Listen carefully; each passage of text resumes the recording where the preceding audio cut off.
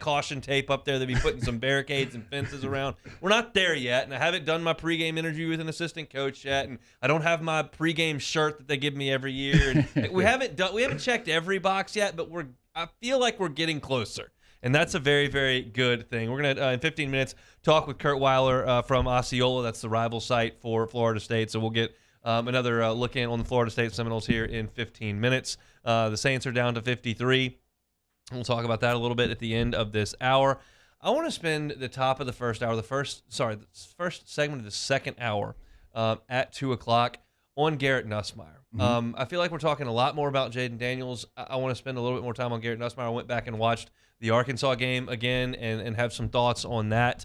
So we'll talk a little bit about that. We'll do some nationwide college football in the second hour as well, look at some of the other conferences outside of the Southeastern Conference, and then we'll look at some of the SEC non-conference games as well as kind of our season preview rolls on here. But we are, as you mentioned, getting very, very close. Let's talk Florida State here briefly. And I want to talk about Florida State in terms of big picture, not necessarily the team that we're about to see in 4 days. That's what Kurt's for in the next segment. This program, I think everyone big picture understands this was one of the most dominant programs, probably the most consistent program in the nation at a given point. And they've lost it and are having a hard time getting it back. Willie Taggart went 11-14 in his 2 years at Florida State. Jimbo Fisher's last year was 7-6. Mike Norvell, even with the win over Duquesne last week, is 9-13 in his time as the head coach as Florida State. In the last 6 seasons, they are 27-33. That's significantly below 500 in a sport where you're supposed to have 3 layups every year. Oh, and I might add, it ain't like the ACC has been awesome over that 6-year run. Yeah, Clemson's tough to deal with, and Lamar Jackson had a little bit of a go there, but it's a pretty mild conference. Anyone would say that. I mean, not even just the SEC homer guy who says no one else is any good. Anyone would say that the ACC has not been great. They are significantly under 500, 27-33 in the last 6 years. That's miserable. Oh, no, it's terrible. And I think, someone asked me, my boy Carter actually asked me, he's like, how do you feel going to this game? I was like, man, I know last year I felt great going into UCLA, but I'm just thinking about this Florida State football team and this program. And the first thing that comes to my mind is that they're not that far removed from losing to Jacksonville State. It's not like they had that much roster turnover. The head coach is still there. They're going to be running the same stuff. They still got the same quarterback. So to think that they're, just going to be one of the most dominant teams in the country, I think it'd be a little asinine. So that they got a lot of ground to cover. They got a lot of work to do as far as a program and winning football games and being that, dominant Florida State program that we are used to seeing. I remember being recruited by them. It was actually a pretty respectable offer to get an offer from Florida State back then, but now it's just totally not the case. So, the eyes are going to be on Norvell. If he can somehow find a way to beat LSU, I think it'll get the, horse on the right track that they need to be going on, but they do have a lot of work to cover. From 1987 to 2000, so 14 years, they won at least 10 games. And that's when you were only playing, in some cases, 11, in most cases, 12. They won 10 games, 14 years in a row. You're talking about bowl games starting in 87.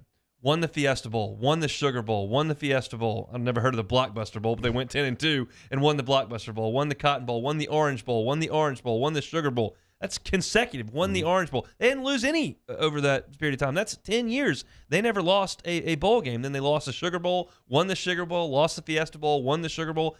They were as perennially dominant and consistent, the most perennially dominant and consistent program in the country. And all of a sudden it went away. And it makes me think, when you look at what Texas is, and when Arch Manning committed there, I went back and did some research, their record is worse than Mississippi State's over the last 6 years overall. And they're playing in the Big 12. Yeah. And Mississippi State's playing Bama every year, and LSU every year, and Auburn every year. And, somebody out of the East, everything. And Texas has been worse than them. And Florida State can't get out of neutral at all. Tennessee's been irrelevant for 15 years. Nebraska's gone. Sometimes we fall into this false sense of security like it can never be taken away from you. You feel like you've tasted this success. You've reached this era where you've reached this level where you're just going to be better than everybody else. Mm-hmm. It's not automatic. It can go away. And Brian Kelly's job now on this side of things is to fix it, because for 2 years we've, and I use air quotes here because it's all relative, stunk. And that's the facts. Yeah, no, we've seen the wheels fall off. So you can point to programs all over the country, from USC to Miami to Nebraska. It goes on and on, where you think you got this thing on lock. You think your program is the it program in the country. And one year, one season after another, and then the wheels have totally fall off. And I think that's exactly where Florida State has been for the last half decade. It's just not what you think of when you think of Florida State football. And I think a terrible sign when you do land the #1 recruit in the country and he decommits and goes to a SWAC school. It's just, yeah, so it just lets you see, like, things aren't where they need to be if you're Florida State. And I think that could be a good sign for the Tigers. The difference a little bit here between Florida State and, like, Texas, say, is Texas stopped putting guys in the NFL. Mm-hmm. They have gone multiple drafts in the recent past with no one selected. Mm-hmm. And Florida State has continued to put guys in the NFL. Jermaine Johnson went in the first round last year. The draft before that, they had 4 guys go. Asante Samuel was a top 50 pick. Cam Akers went in the second round in 2020. They had a first-round pick, Brian Burns, in 2019. The year before that, 2018, they had 6 guys get drafted, including Derwin James, who was obviously a first-round pick. They had 7 guys the year before that. Dalvin Cook went in the second round. DeMarcus Walker, Roderick Johnson, good player for the Browns. Like, they've had a lot of guys go into the NFL, so it's not as if they're totally devoid of talent across the board. They've just had a hard time putting this whole thing together, from pulling in the talent, hiring the coaches, keeping things, moving forward. They fell behind financially. They quit investing. They had gotten off on the cheap with Bobby Bowden forever and ever and ever, and they didn't have to invest in all that. And then Jimbo came in and said, hey, we're going to have to spend some money, do some things, and they didn't really do it, and he got through it anyway and recruited really highly and got Jameis Winston, and they got to the top of the mountain, and then that thing all fell apart, and Jimbo said, I'm going to the place that spends the most money, I'm out. And they're catching up on that a little bit, but it's an odd deal that they've had some really talented teams. They just don't win. Yeah, no, I can tell you from firsthand experience. I took an unofficial visit to Florida State, and boy, are they behind in the times. I don't know what it looks like now, but when I was there, the dorms looked like they were from 1980s. Obviously, they don't even have a practice facility. They don't have an indoor facility. You're eating lunch with all the regular students. It's just not the most ideal, situation for a student athlete when you have all the other schools out there just, pumping money into their program. So I could see early on why Jimbo would want to get out of there, just based off just looking at everything that you had to deal with as a head coach. And we just saw Brian Kelly do the same thing coming to LSU. So Florida State has a lot of work to do, man. Clemson's coming. Miami seems to be like they're on the rise again. And so they're going to have to, change a lot of things. And I think another thing is that, when you did have Jameis Winston, obviously you had a Heisman winner at the quarterback position. I don't think they've gotten a guy remotely close to playing at that level since Jameis left, and you've seen that program take a huge hit because of that. So Mike Norvell inherited an absolute mess. Willie Taggart took over from Jimbo Fisher. He went 5-7, 6-7, 3-6. Willie Taggart in just the 2 years, because he got fired in the middle of year 2. He was 5-7, then he went 4-5, and they fired him. And Mike Norvell took over, and it was a disaster. And in his first year, they went 3-6. That was the COVID year. They went 5-7 last year, and so it has not been a very quality start to what he's doing, but they knew that he took over a program that was in some really bad shape. The question, and we're going to get to this in the next segment from someone who would actually know, and that's Kurt Weiler coming up next, is how much heat is he on right now?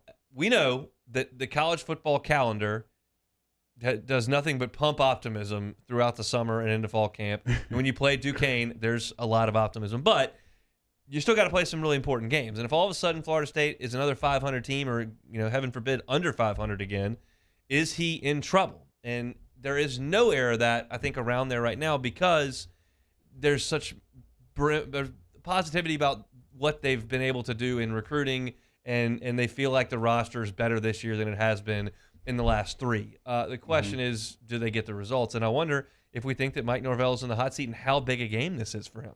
No, I think it's a big-time game. I think anytime, you're a Florida State program and you talked about their rich history, especially in the Bowden area, and then what Jimbo did there, you're going to be looking to change things around and change their fortunes, and it seems like they're getting a little buzz, especially getting some of the guys they got in the transfer portal, and, people starting to believe in Norvell. So I think if they go out there against LSU and throw up just a straight stinker, it's going to leave a sour taste in every Seminole fan's taste, in every Seminoles fan's mouth. And I think, he could possibly be on the hot seat, especially when you look forward to, their season. If you're losing to this LSU team, who to me has some question marks, and then you look at that ACC schedule, they're going to have to play Clemson, they're going to have to play Miami and all these teams.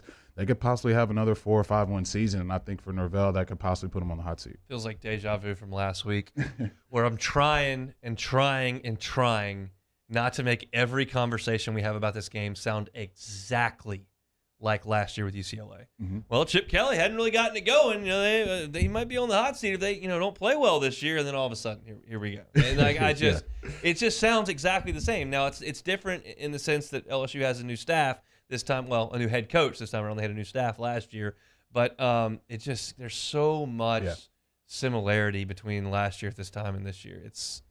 Gives me a little pause, to be quite honest with you. It's exactly the same to me. I think especially for when you're looking at LSU, and before last season, they were coming off one of the worst seasons we've ever had in a very, very long time. And so I think last year, losing record, and so it's very, very eerily similar to what we were thinking last year. But I think for me, I've kind of had to take my purple and gold shades off a lot more than I've wanted to, especially with where the program is now. The man learned last year. Yeah, man. Look, I was pumping sunshine and rainbows heavily. So got to be a little more aware with what's going on. I'm kind of a lot more aware with what the weaknesses are of this team, and just not going to think, hey, just because you got that purple and gold helmet on, you're going to roll out there and just blow someone out by 40. I think those days are long gone. So they got a lot of work to do. I still feel confident in the team to go win that game, but I'm not signed, sealed, and deliver anything. I got to go see the boys do it. I can remember last year, we're like, oh, well, look, last year just kind of the culture got away from them, but they've brought in some real players, coaches now, and everybody's on the same page, and they're all bought in, and then you go out there and you just get absolutely hammered by UCLA, which I still, while we started this segment talking about how it can go away in the blink of an eye, like it has for Tennessee, like it has for Texas, like it has for Florida State, like it has for Nebraska, like you can get bit by it. I still have a little bit of ego with my LSU fanhood and the fact that it's on, and I still look at that and go, we lost to UCLA? Like, that's embarrassing. That's, and I guess you got to get knocked down a few pegs. Yeah, I mean, you gotta ask yourself, which season opener was worse, letting KJ Costello go for 1,000 yards, or UCLA with Chip Kelly in it? When I was in school and Jevin Sneed came in here and carved us up, and I was like, man, Ole Miss, like, really? Yes. You just sometimes just takes a little ice bath, and you got to realize that you're not infallible. And we'll see what the Tigers can do on Sunday, but Florida State certainly trying to turn the page and find its way back towards the top of the mountain they were on so long. So we'll go to break. When we come back, we'll go to the phone lines. Kurt Weiler from Osceola, the rival site for Florida State, will jump aboard to talk all things Noles. That's next on Hunt and Hill. Hunt Palmer and Jeremy Hill. It's Hunt and Hill. FanDuel wants you to be ready for game day when college football kicks off this week. Right now, new customers can get $150 in free bets guaranteed for week one. Just place a $5 bet and you can win up to $150 in free bets if you win or lose. I was having a conversation in the office this morning. I was saying, look, I picked 7 and 5. I was getting called Negative Nancy. I'm a hater, a Nega-Tiger. I said, look, just pull up the FanDuel Sportsbook. You think I'm crazy? LSU's over-under is right here at 6.5. If you think I'm crazy and that's not even close, it's free money for you. It's right there on FanDuel, so go check it out. You can do it too. Go to the NCAA football tab. Go to win totals. You can go to LSU. The line's 6.5. You think LSU's a lock to win at least 7 games? FanDuel will have you win some money for them. Don't fumble your chance to get $150 in free bets, win or lose. The promo code 1045ESPN.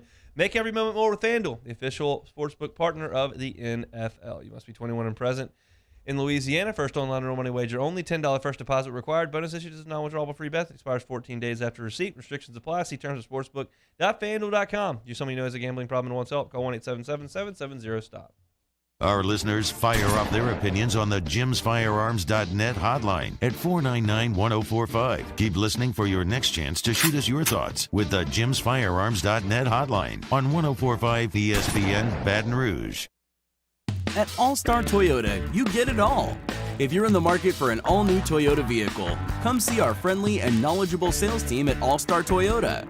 Located in Baton Rouge at the corner of Airline and Goodwood, we've been serving our community since 2005 by offering a large selection of new Toyota cars, trucks, and SUVs. Get behind the wheel of your dream car and take a test drive at All-Star Toyota today.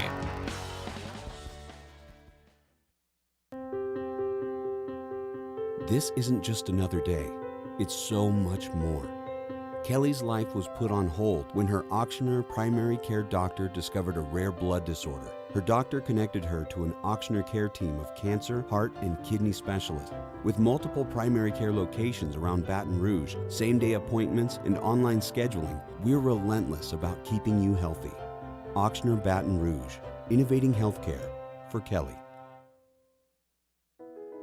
I've been doing business with Luba for 25 years.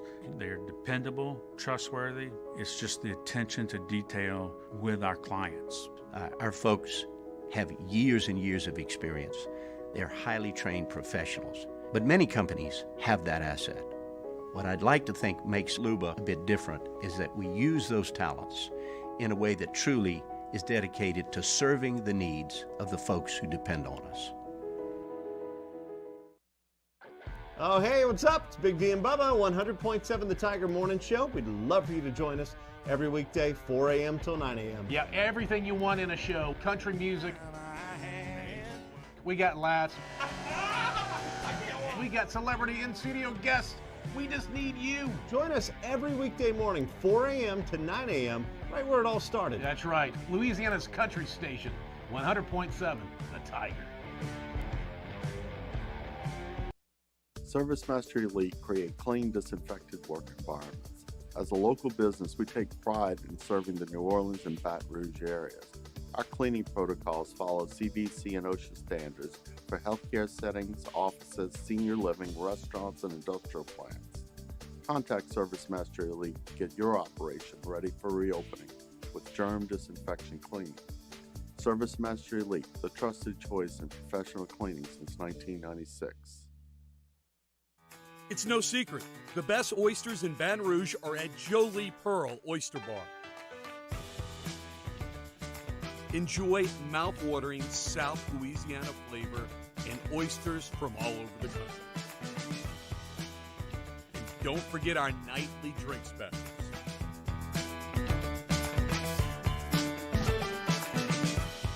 Jolie Pearl Oyster Bar, located in downtown Baton Rouge.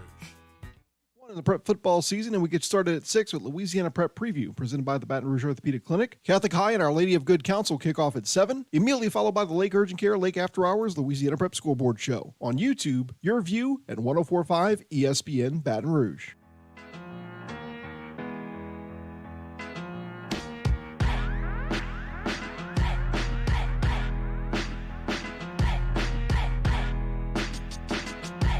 This is Hunt and Hill on 104.5 ESPN Baton Rouge. Out in the open field here on a Wednesday edition of Hunt and Hill. Hope your work week is going by quickly. My guess, it is probably not, because we got football coming at you this weekend. LSU and Florida State from the Caesars Superdome. 6:30 kickoff down there in New Orleans. We'll head down to Tallahassee now. Kurt Weiler covers Florida State for Rivals, theosceola.com. He joins us. Kurt, thanks for the time. How are you? I'm doing well. I appreciate you having me on. Absolutely. It is our pleasure. First of all, let's kind of get a vibe check from down there in Tallahassee. What's the buzz level, the excitement level for this game on Sunday night? I mean, I think the excitement level is through the roof. I mean, obviously, Florida State's not where LSU is, where the fans had a game Saturday to get to watch. But I think they were, for the most part, kind of realizing you don't put too much stock in games with kind of the talent discrepancies like that one does against an FCS opponent. But still, I mean, so they're not maybe just as straight up hungry for football, but I think they realize, the program realizes, I think the fan base realizes this is a chance for the biggest win for the program in quite a few years. Let's talk about Mike Norvell. We just spent the last segment talking about where this Florida State program is, and you think when you go 14 years in a row of double-digit wins that you're never going to come down off that mountain. This is a couple decades later, but Florida State's been dealing with it for the last 6 years. Where is the fan base in the administration in terms of supporting Mike Norvell in year 3?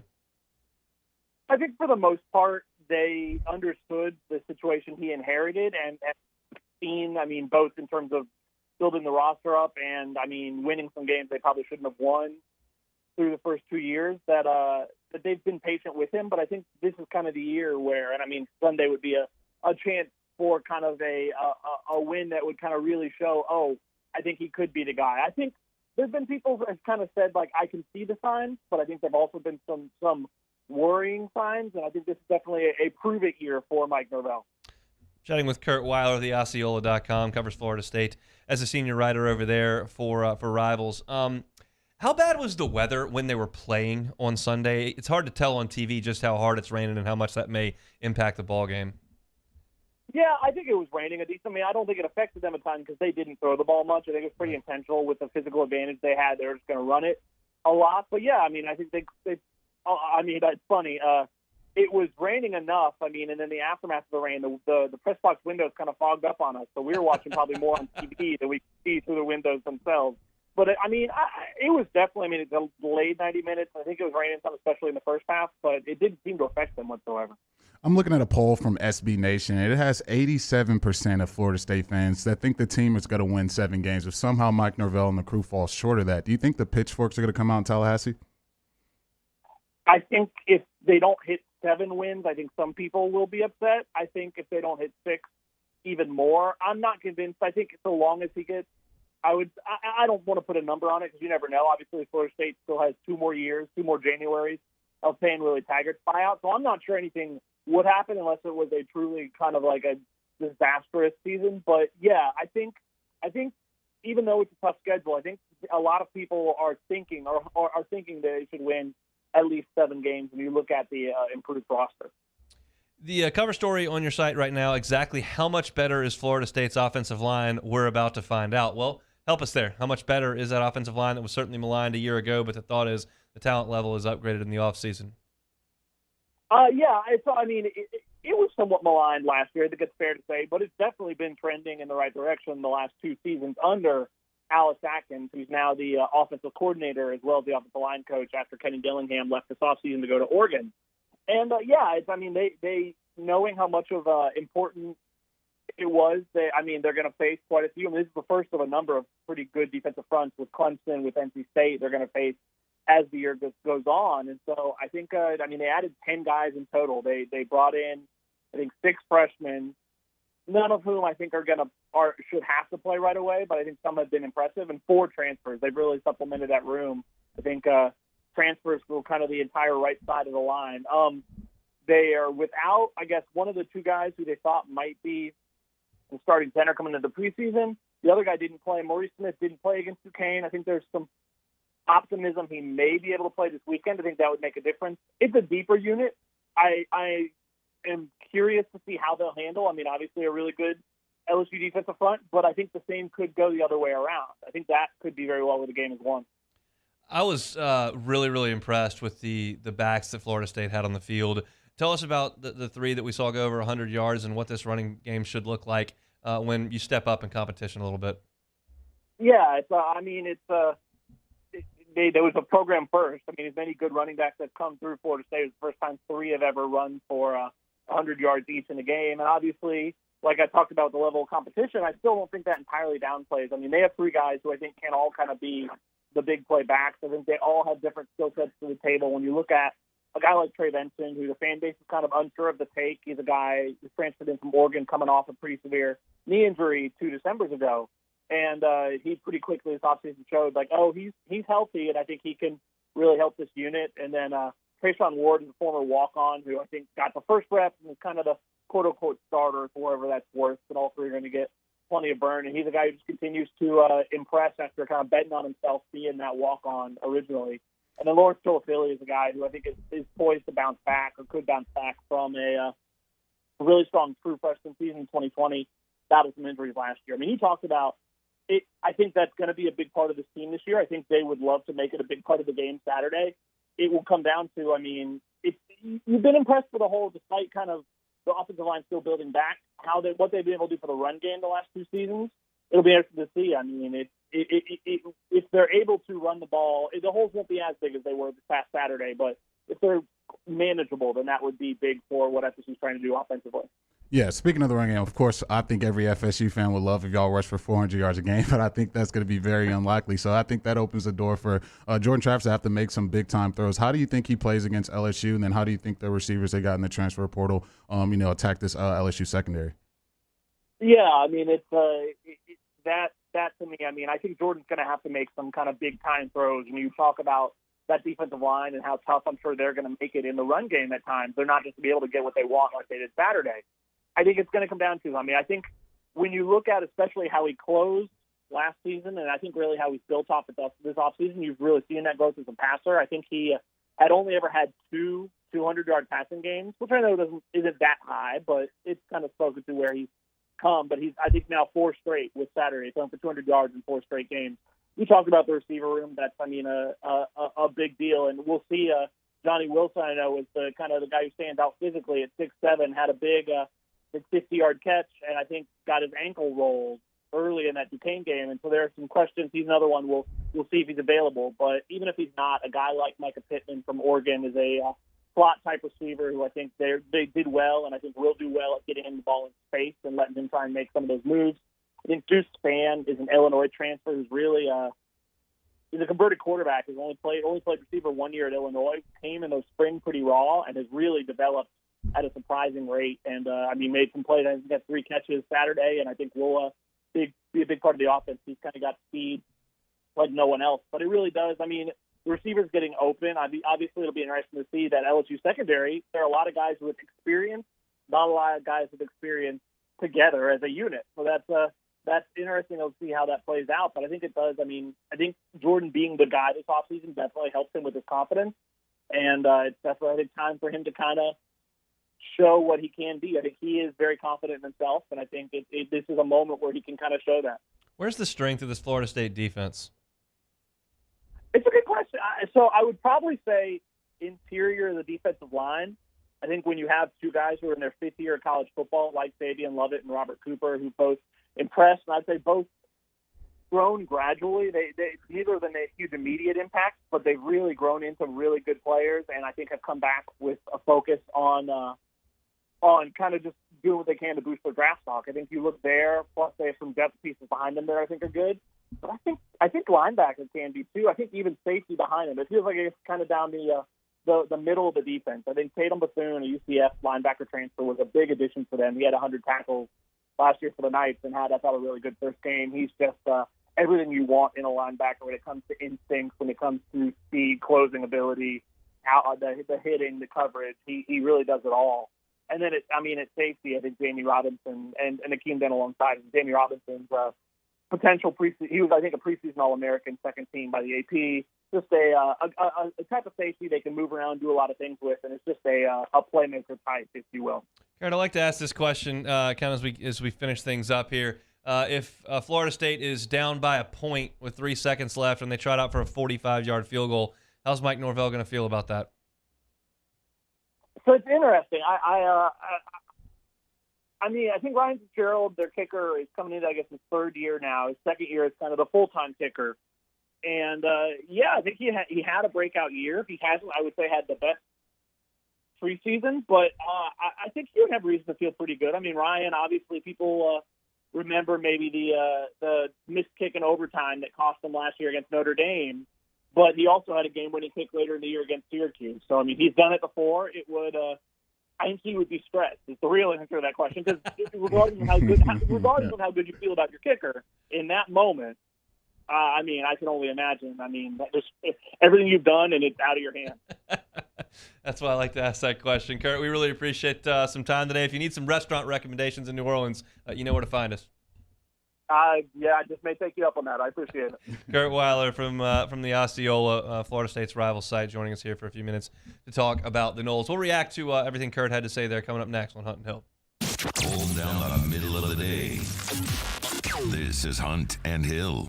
In times of need, get a full list of phone numbers, websites, and other important emergency information on the Demco Stormwatch page at 1045ESPN.com. There it is, the extra mile, on the border of expected and extraordinary, for those willing to go further, like vans customized for work or play, with safety and tech to keep you connected. Supported by a 5-star sales, service, and finance team, and backed by the 1-star you know. So go the extra mile. It's never crowded, because so few have what it takes to go there. Mercedes-Benz Vans. They said I was small, weak, said my heart wasn't strong enough. But I showed them what heart looked like, again and again and again. Mom got me the right care, the right doctors with Blue Cross coverage. Don't let people tell you who you are. Show them. The right card, the right care.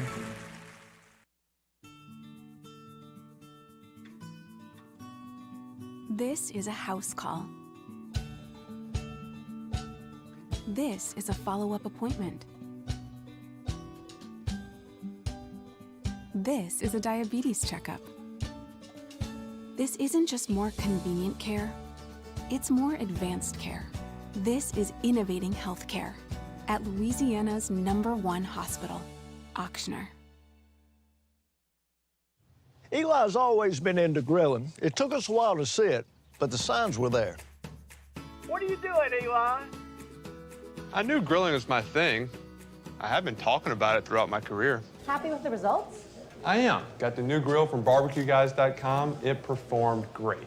My advice, as I always told my boys, do more of what you're born to do. Barbecue Guys, for those who were born to grill. You want cheese on your burger, Pops? I'll take a little cheese. I'm Jay Ducote. I grew up learning how to cook at LSU tailgate parties and right in my own backyard. And I created JD's Louisiana products to bring that Louisiana flavor to you at home for your backyard cookout. JD's Louisiana barbecue sauce, Louisiana molasses mustard, spicy and sweet barbecue rub, and more are available at your local supermarkets or by logging on to jducote.com/shop. Put in promo code CST for 25% off at checkout. I've been doing business with Luba for 25 years. They're dependable, trustworthy. It's just the attention to detail with our clients. Our folks have years and years of experience. They're highly trained professionals. But many companies have that asset.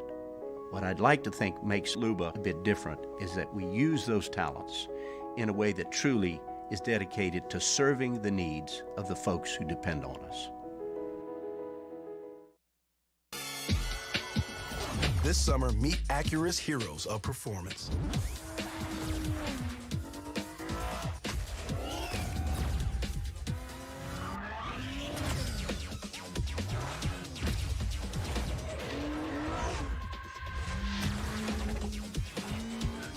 Only available at the Acura Summer of Performance. This summer, visit your local Acura dealer for attractive offers on the MDX. Are you a licensed contractor? There's lots of good contractors in Louisiana doing work the right way, but unfortunately, too many unlicensed contractors are working outside the licensing requirements. Working as a contractor in Louisiana requires a license for the company doing the work. The Louisiana State Licensing Board for Contractors wants to help you get licensed to allow you to conduct work legally. It's not difficult to get the license. We can help you. Go to lacontractor.org for more information. Licensed contractors, it's the law. Me, Jimmy Out and Charles Hannegriff for a special Wednesday evening edition of Game Time presented by Bet Rivers. We're over at Ruffino's for the Eat the Competition wine dinner. That's Wednesday at Ruffino's. Game Time presented by Bet Rivers on 104.5 ESPN Baton Rouge.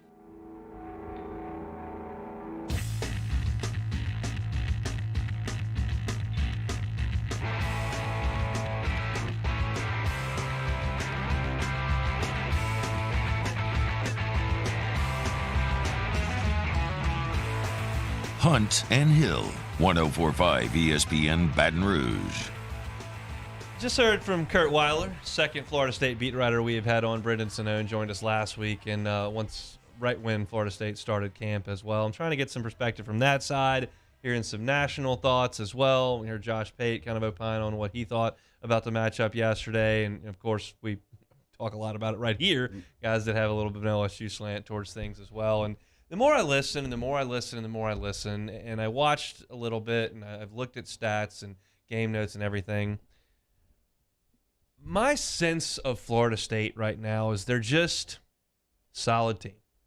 They got an okay offensive line. They got good backs. They got a quarterback who's a little above average. They've got some tall receivers. They got some pretty good defensive linemen, pretty good linebackers, good safety. Like, there's nothing stylistically that makes them dramatically different than anyone. There's no part of the team that you look at and go, God, they're awful at that. They're just Solid. Mm-hmm. They're not going to win the ACC, but they're going to be competitive more often than not. I think Norvell's probably laying the foundation for something that's decent over there, as opposed to the bottom falling out. They're not awful. They're not some program that's just in total ruin, and they're not very good. They're just solid. Yeah, it's solid. And I think for me as a former player, and especially playing in the SEC, you go against pretty much NFL rosters sometimes. When you go against Alabama some Saturdays, it's pretty much NFL defense. When you go against Georgia some Saturdays, it's an NFL defense. 8-9 guys that's going to make it to the NFL. I just don't see that with this Florida State defense. I think they probably got 2 or 3 guys, which is just normal if you're an LSU football player to go against. So you feel like you match up well with those guys. It's not like you're going into a team that's number 2 in the country, projected to go win a national title. These teams, I think they match up extremely close to one another, where each team has weaknesses, each team has strengths that they can use. It's not like either of these teams are like a perennial powerhouse that we're looking at right now. So I think it's going to be a close matchup, especially to start off the game. But I think the coaches are going to be the difference, who can kind of get their guys in better positions to make plays. And I'm excited to see how these coaches match up against each other. Do you think LSU was beat up against UCLA last year? A little bit. I know Jay Ward got knocked in the beginning of the game, but the notion has been, and they talked about it on the morning show today, and look, Brian Kelly said this at Media Days, so it was on the record on television. Said, I watched the UCLA film. That team was tired from camp. Jacob and T-Bob this morning were talking about it. They're obviously former players as well. They looked at it and said, that team looks tired. They believed that O was wound up and nervous about losing his job because he just had such a bad year that he overworked the team during camp. That's above my pay grade. I don't know what that looks like. I don't know what it feels like. I certainly couldn't have acknowledged it that night. To me, it just looked like they got their butts kicked. But, I mean, you got a better perspective on that than I do. To me, it's so hard to say that unless you really, ask the players themselves and ask them how they were feeling that day. It's hard. I'm not going to do that to someone unless I absolutely know that. So it's hard to make that assessment without really talking to the guys. But I think you can make that case based off of how they started the game. They were shutting them down in the run game. That UCLA really couldn't do much. The first Not about that. The defense played good the first couple drives. Yeah, they played phenomenal. Jay Ward goes down, and then they start hitting some big plays. And then you got to the second part of the game, especially in that fourth quarter, they just were running the ball down your throat. So I think it's a little bit to do with that, but just go back and watch that game. They lined up in the same exact coverage every single play. And as a defensive player, it has to be exhausting. As a cornerback, you're just constantly running man, every single play. D-line, you're not doing any stunts, you're not blitzing, you have to get to the quarterback. It just makes it so hard. Now, if you got a whole entire NFL team out there, heck, you can run cover zero. You can run whatever you want, but that's just not the talent level that the team was last year. And so it was up to the coaches to kind of put the players in better position to make plays. And I just think especially in that UCLA game, I think the offenses, they said they had 4 run plays for a game. 4 run plays. That just lets you know where that coaching staff was last year. I'm trying to process as you talk. I think if you went in and did a deep dive on the Alabama football program over the last 10 years and you wrote a book about it, it'd be pretty boring. It's like, yeah, this guy left to be a head coach and we brought in this guy. And then we did the same thing and we set records and we won a ton of games and then he left and we brought in this guy. What's gone on in LSU's football facility over the last 5 years, from Les going out and Enter Mojeron and the coaching search and the Ogeron, with the hires they made and then the unbelievable run in 19 and then COVID and all the stuff that went on off the field and then the last 2 years on the field, it has been a whirlwind to sit back from the outside with, quite honestly, very few details and just watch, because it has just been and as things started to come out in press conferences, or it was just one thing after the next that made you go, huh? What? Look, if they wrote a book 101 or how to get fired for dummies, it'd be a lot of what was going on in that building. And I love Coach O more than anybody. I love a lot of those guys that are in that building. I've been around them a lot of times. They recruited me when I was in high school. But when you're talking about LSU, one of the most dominant programs for the last 2 decades, 3 national championships, 4 appearances, that's just totally unacceptable. I think you can't, go into a season, you can't put your players at risk like that. To me, I think you're doing a disservice to all the players. And I know they were trying their butts off. I know those guys were in that building. I know they were watching film. They were doing everything, the best of their ability to try to help the team win games. But that's just not the level you have to be at to be an LSU football program. And to me, it's refreshing to see Coach Kelly change a lot of the things we've seen for the past 2 seasons. And I've been very guarded as far as trying to – because last year I made the mistake, I think it was a mistake, of saying, look, all the guys seem to be bought in. They're all on the same page. Everybody's moving in the same direction. They finally kind of got that culture the way they want it, because we all know that 2020 on and off the field was a disaster for a number of reasons, and they had to fix all of it. And last year, we're sitting there going, man, everybody seems to be on the same page. They bought in, they got these players, coaches, and then you look up and it all kind of unraveled there. And then you find out that they were very limited in what they were calling on defense, and you find out that there was some strife internally on offense, and it wasn't as rainbows and sunshine and butterflies as we were trying to paint that picture out here, because that's what we were hearing. So my inclination, 12 months later, is to look at it and go, yeah, I think Brian Kelly's got it humming, because he's a pro and a CEO and he has organization. Everything's where it's supposed to be and everything's moving the way it's supposed to be.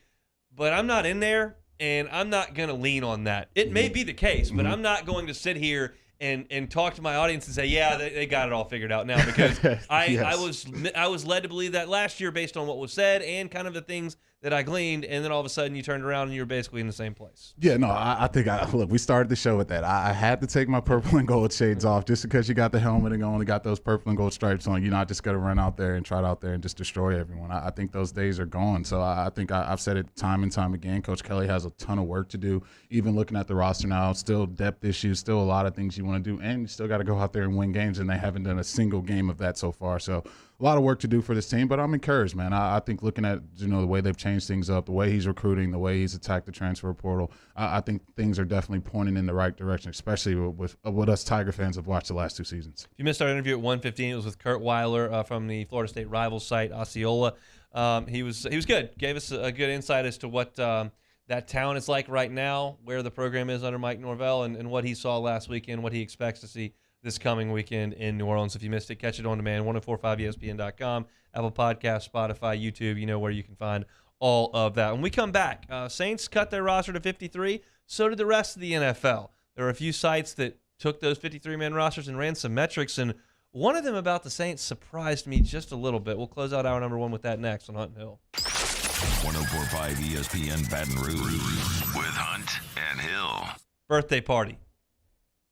Team building for your business, entertaining clients, engagement party, just a bunch of people coming in to watch football. Do you have a reason to tailgate for LSU football and don't know where to start? Revelry Sports and Entertainment is where you start. Turnkey luxury tailgating. They've got a deluxe package. They've got a standard package. Yeah, I'm so happy to tell you guys about Revelry's standard package and their full-service turnkey tailgating. It starts with 25 to 30 people in capacity, a 10 by 20 high-peak tent, electricity hookups, 3 coolers with all-day ice service. They got bellhop service, and they even hook you up with a post-tailgate cleanup. Go to the website, revelryteam.com. You can check the schedule and find your availability.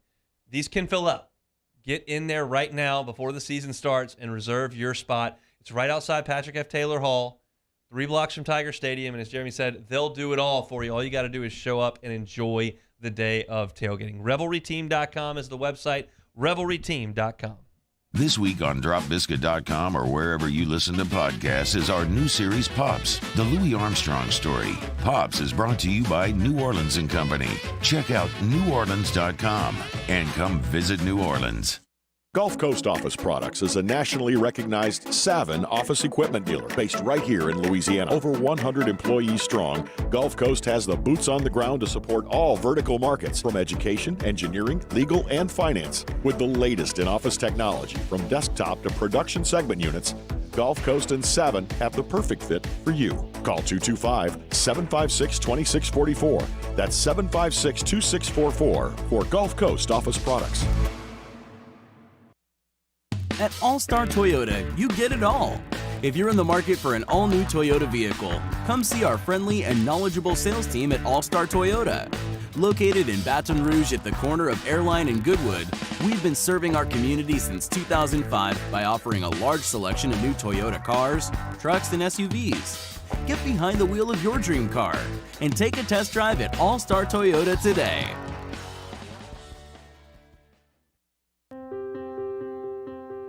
This isn't just another day.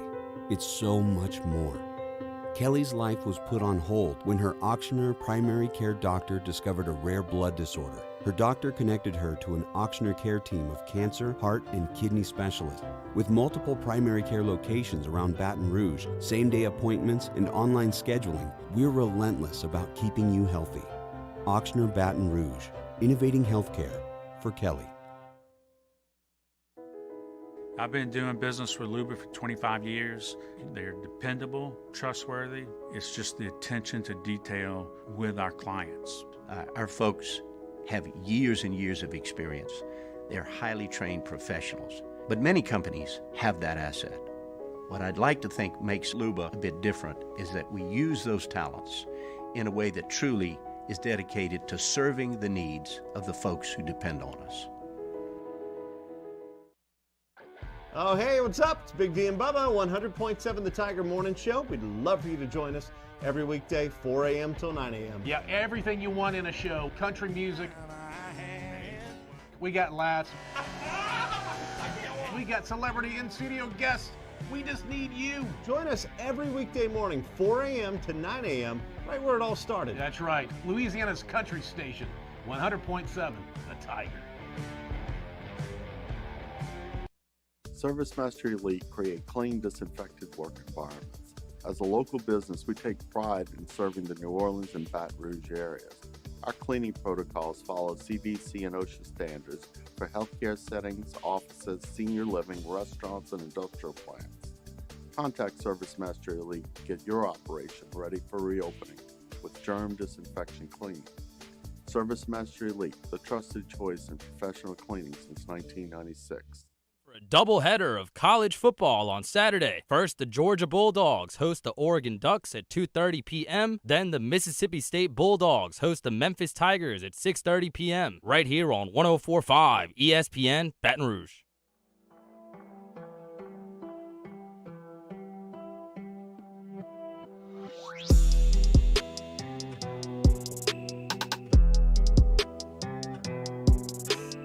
This is Hunt and Hill on 104.5 ESPN Baton Rouge. I want to remind you, professional golfers John Peterson and JJ Colleen answer all your golf and life questions inside the new Drop Biscuit Studios podcast for the people. Download or subscribe today at dropbiscuit.com. Closing up hour number one here. To kick off hour number two, we're going to go deep dive on Garrett Nussmeier. We're going to talk about him. We've talked a lot about Jaden Daniels, probably more than Garrett Nussmeier, and we're led to believe this is still an open competition. But maybe not led to believe it's an open competition, but that both guys are still very much competing, and I think both guys are going to play. So we're going to talk about Garrett Nussmeier at the top of hour number two. Everybody cut their roster down to 53 in the NFL yesterday, including the New Orleans Saints, and I saw a statistic that surprised me a little bit, so I wanted to go back and kind of analyze why it is what it is. The Saints have the third oldest 53-man roster in the NFL. And when you hear that, you think, man, they got kind of a tight little window to compete. And then I think, wait, let me look at this. They're not that old. Cam Jordan is getting up there. He's 33 years old. There's no doubt about that. Demario Davis is 33 years old as well. Those two guys are kind of the heartbeat of your defense, and they are aging. So absolutely, that does count. But you look at other guys defensively that are over 30. It's Daniel Sorensen, who's a special teams guy, Bradley Roby, Tyron's 30, but everybody else is in their 20s. You look on the offensive side of the ball. Well, yeah, Andy Dalton is getting old. He's 34. So, yeah, but he's a backup quarterback, so that's not a big deal. We know Mark Ingram is getting older at 32. Taysom Hill doesn't really play like an old man at 32. He's still just fine. And then you got James Hurst, who's 30. Everybody else on the offense is under 30 years old. So, to me, it's not like your superstars are aging significantly here. Yeah, Cam Jordan's getting up there, and yeah, Demario Davis is as well, and those are two really important guys. But you still have a lot of really good youth on this team as well. No, they definitely do. And I think all the positions, especially the most dominant positions on the team, it's all guys smack dab in the middle of their prime. When you think of Ryan Ramczyk, you think of Michael Thomas, you think of Kamara, you think of a lot of the best players on that team. It's not like these guys are on the back end of their career. So you feel like the strength and the most production you're going to get is from guys that are in their 20s. And I think for the Saints, that's a great position. I'm always in favor of having veterans in your locker room and on your team. They've done it the longest. They know what it looks like. like. They're not going to get too overwhelmed by big-time moments and big-time games, and they know what it looks like. So I think the Saints have a great influx of older and younger players, and sometimes that's the best recipe to win football games. Yeah, I think balance is good there. Chris Olave is 22. Obviously, he's a rookie. Cesar Ruiz is 23, playing a very important position for you. Eric McCoy, 25, playing a very significant position for you. And then you look at guys like you mentioned that are right in the middle of their prime. Kamara's 27 for a running back. Okay, yeah, you're probably not going to be awesome at 34, but you're not anywhere near that at this point. Ryan Ramczyk is 28. Jameis is 28 for a quarterback. That's pretty young at this point. Michael Thomas is 29. So, I think I don't have any problem saying that the nucleus of this team has 3 years of really good football in it. In this league, 3 years is a long time. Oh no, it's an eternity. It's an eternity in professional football because there's so much roster turnover. It's always going to be draft picks every year. It's going to be free agency every year. So it's extremely, extremely difficult to keep a team together. And so the teams that can do that and win consistently, it's extremely impressive. And I think that's exactly what the Saints have. I think a small worry is if Jameis plays out of his mind, then you're going to be put in a position where you're going to have to make a decision on what you do with him. But other than that, I think they can do a good job of keeping this team together. Yeah, because you're gonna have to pay Eric McCoy. They haven't quite gotten to that yet, and I think maybe on the defensive side, as far as contracts are about to come up, they're gonna have to shell out money for. You could probably find it, but it's you're looking at a bunch of guys. We haven't talked about the defense as much. Lattimore is 26 years old. Some guys you're gonna really count on this year, you think, are Pete Werner at 23, Paulson Adebo at 23. Alontae Taylor is only 23, assuming he can break in and play. And then kind of your nucleus is right there in the middle with Marcus Mays is 29, David Onyemata is 29, Shai Tuttle is 26, and he's going to play a little bit. It's just balanced. You've got some guys who are right there who have been in their prime for a few years and understand how it works, and then you've brought in an influx of younger players that they think are going to hit on some of these draft picks. So when I saw third oldest roster, I went, what am I missing? I guess it's just a really young league at this point. But to me, third oldest roster does not mean you're just about to age out of it. It doesn't compute, which is what I feared when I saw the headline. Yeah, I think to me, I'm never going to look at someone's age and just put some sort of thing on them. I'm going to look at their play, and I think I just watched Andrew Whitworth play out of his mind. The dude has a full gray beard and pushing 40, so you can't really just put age on anyone. I think you even saw the resurgence of Cam Jordan when a lot of people were counting him out and saying he's done, he can't rush the passer anymore, get this guy out of here, and he started playing better. So I'm not going to count anyone out until I see them consistently not play at the level that they can play at. So I think for the Saints, that's a lot of guys on this roster. None of these guys have just played terrible. Tyron's still a really good player. Jarvis is still a really good player. Still got a lot of good players on this roster, not guys who are at the back end and not playing at that level. So I think for the Saints, they feel really, really good about their roster. You see them even trading away good players that they have. So it lets you kind of see where they feel like they are as a team. And Michael Thomas is one, as you were going through, guys, he's playing great. He's playing great. Well, is Michael Thomas playing great because he's been hurt and we hadn't seen him enough, and then you saw Cam. And you're like, all right, well, he's starting to – I think he's being grossly undervalued by, fantasy football stuff, by some prognosticators. You're not considering him in the elite levels of the NFL receivers. I'm going to need to see him on the field not hurt and not performing at an elite level to believe that he doesn't have an elite level in him. I would be buying stock in Michael Thomas, not selling it at this point. Yeah, 100%. I think you look at the height that he reached. It's not like he just had, a little measly 90 catches, 800 yards. This dude's going almost 200 receptions in a season. So you don't do that. You don't see that often. So to play at that high of a level and just think that guy's going to fall off the cliff in the middle of his prime, it's not like he's 34 years old or anything like that. I think Michael Thomas is going to go out there and have a big-time year. And to me, I'm starting to grow on me, man. I think Jameis he may be better than I think, man. I know it's just one drive. I know it's just one series. Yeah, it is one drive. I know it's it is. Intoxicating. It is, man. But I don't know, man. I'm looking at the weapons, and the last time he had a bunch of weapons, he threw for 30 touchdowns. I know that came with 30 interceptions, but I think 30 picks. Yeah, I think Carmichael and Sean Payton has done a lot better job of reining him in. and not allowing him to put the ball in harm's way. I mean, that's just what Bruce Arians does as a coordinator and as a coach. You saw Tom Brady have the most picks he's ever thrown as well, too. So I know it wasn't 30, but he's still, pushing 15 picks. So that's just how that offense goes. I don't think they're going to be pushing the ball down the field like that and putting the ball in harm's way. And so for that reason, I think Jameis is going to have a better season than people think. I sometimes fight with how much of our audience is completely immersed in Twitter and how much doesn't do it at all. But if you were on Twitter when Jameis was going for 30 interceptions, it was a funny place. I don't think we're going to be back there anytime soon, but they were just cracking up at Jameis for throwing 30 interceptions. But I think those days are in his rearview mirror. At least that's the hope if you're a Saints fan. When we come back in hour number 2, I want you to come back with us. We're going to go deep dive into Garrett Nussmeier and what his prospects are as a guy who can help this football team as we move forward towards game day. Don't go anywhere. SportsCenter, and then us, Hunt and Hill. Follow us on Twitter at 1045ESPN to cast your vote in the Citizens Bank and Trust poll of the day. Vote daily inside Off the Bench, Hunt and Hill, the early line. And after further review, Citizens Bank and Trust brings you the poll of the day via Twitter at 1045ESPN. There it is, the extra mile, on the border of expected and extraordinary for those willing to go further, like vans customized for work or play, with safety and tech to keep you connected. Supported by a 5-star sales, service, and finance team. And backed by the 1-star you know.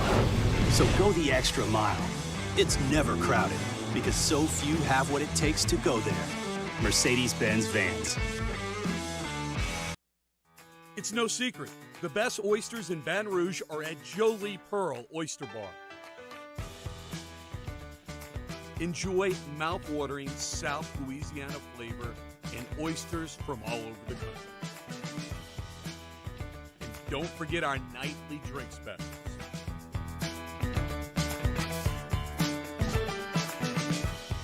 Jolie Pearl Oyster Bar, located in downtown Baton Rouge.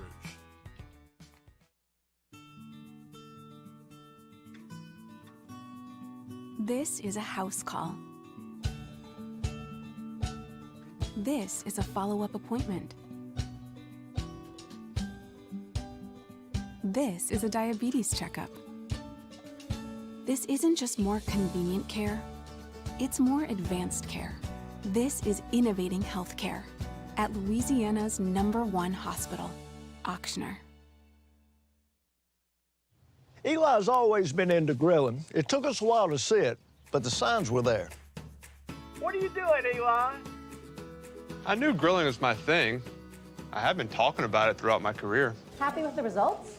I am. Got the new grill from barbecueguys.com. It performed great. My advice, as I always told my boys, do more of what you're born to do. Barbecue Guys, for those who were born to grill. You want cheese on your burger, Pops? I'll take a little cheese. I'm Jay Ducote. I grew up learning how to cook at LSU tailgate parties and right in my own backyard. And I created JD's Louisiana products to bring that Louisiana flavor to you at home for your backyard cookout. JD's Louisiana barbecue sauce, Louisiana molasses mustard, spicy and sweet barbecue rub, and more are available at your local supermarkets or by logging on to jducote.com/shop. Put in promo code CST for 25% off at checkout. I've been doing business with Luba for 25 years. They're dependable, trustworthy. It's just the attention to detail with our clients. Our folks have years and years of experience. They're highly trained professionals, but many companies have that asset. What I'd like to think makes Luba a bit different is that we use those talents in a way that truly is dedicated to serving the needs of the folks who depend on us. This summer, meet Acura's heroes of performance.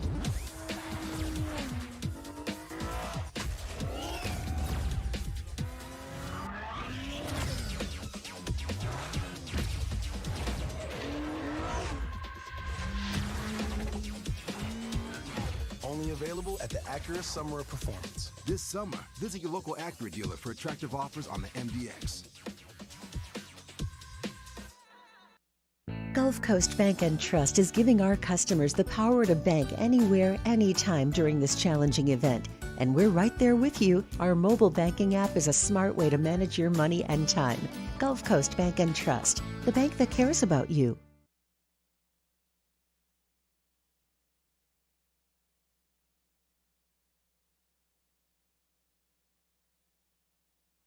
This is SportsCenter.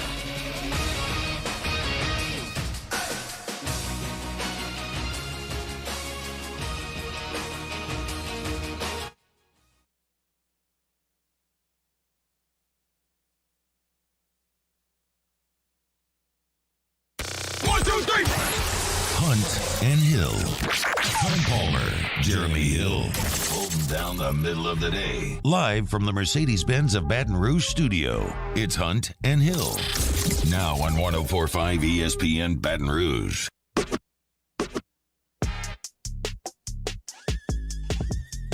Back half of a Wednesday afternoon. We are working towards the weekend. Appreciate you spending your time with us here on Hunt and Hill, whether you're in the office, whether you're at home, cruising around town. Listen to us on the podcast. That works as well. We appreciate you making us part of your day here on 104.5 ESPN Baton Rouge. Going to do some national college football talk a little bit later in this hour. Going to pick some conference winners that are not favorites, by the way. And then we'll start talking about some SEC non-conference games as well coming up at 2:30. But I wanted to take this time, set aside 10 minutes or so, and talk about Garrett Nussmeier. Jaden Daniels has gotten the lion's share of the talk on this channel, on this show, because most of us believe he is very, very likely to take the first snap. My personal belief, and I don't feel great about any of my predictions on the quarterbacks here, but my belief is that Garrett Nussmeier is going to play at some point. Unfortunately, that to me is likely to be when LSU is in trouble in a game. Mm-hmm. There's not playing well on offense, whether that's the second quarter of this Florida State game or whether that's the fourth quarter against Mississippi State or whether some point down the road the other quarterback that doesn't start is going to go in there, because I don't think one quarterback is going to take the reins of this thing and go through an 11-1 season crystal clear. I think that they are going to go to another guy. Your thoughts on that assertion? Yeah, I could see that assertion. I just believe in Nuss, man. I know he hasn't played a ton of college football. I know we haven't seen him a lot, and I know in the action that we did see him had some turnovers and, happy feet in the pocket and just not the type of quarterback play you want to see from your starting quarterback. But I just believe in the kid, man. Just watching him early on as a freshman out there running around like baby Baker Mayfield and just see the progression that he's made to this season. And then just watching him in the spring game, watching him during camp. He's just way more comfortable back there. He's getting the ball out a lot faster. He's not holding on to the ball. So I just believe in us. Although I do think the coaches are going to start, Daniels. I think he's going to be the starting quarterback. But I think this team can have just as much success, if not more, if Nuss is the quarterback. Okay. The only tape we have on Nussmeier really is the Arkansas game. For those that don't remember, had already been relieved of his duties. Arkansas came into Tiger Stadium. The plan was to play both quarterbacks.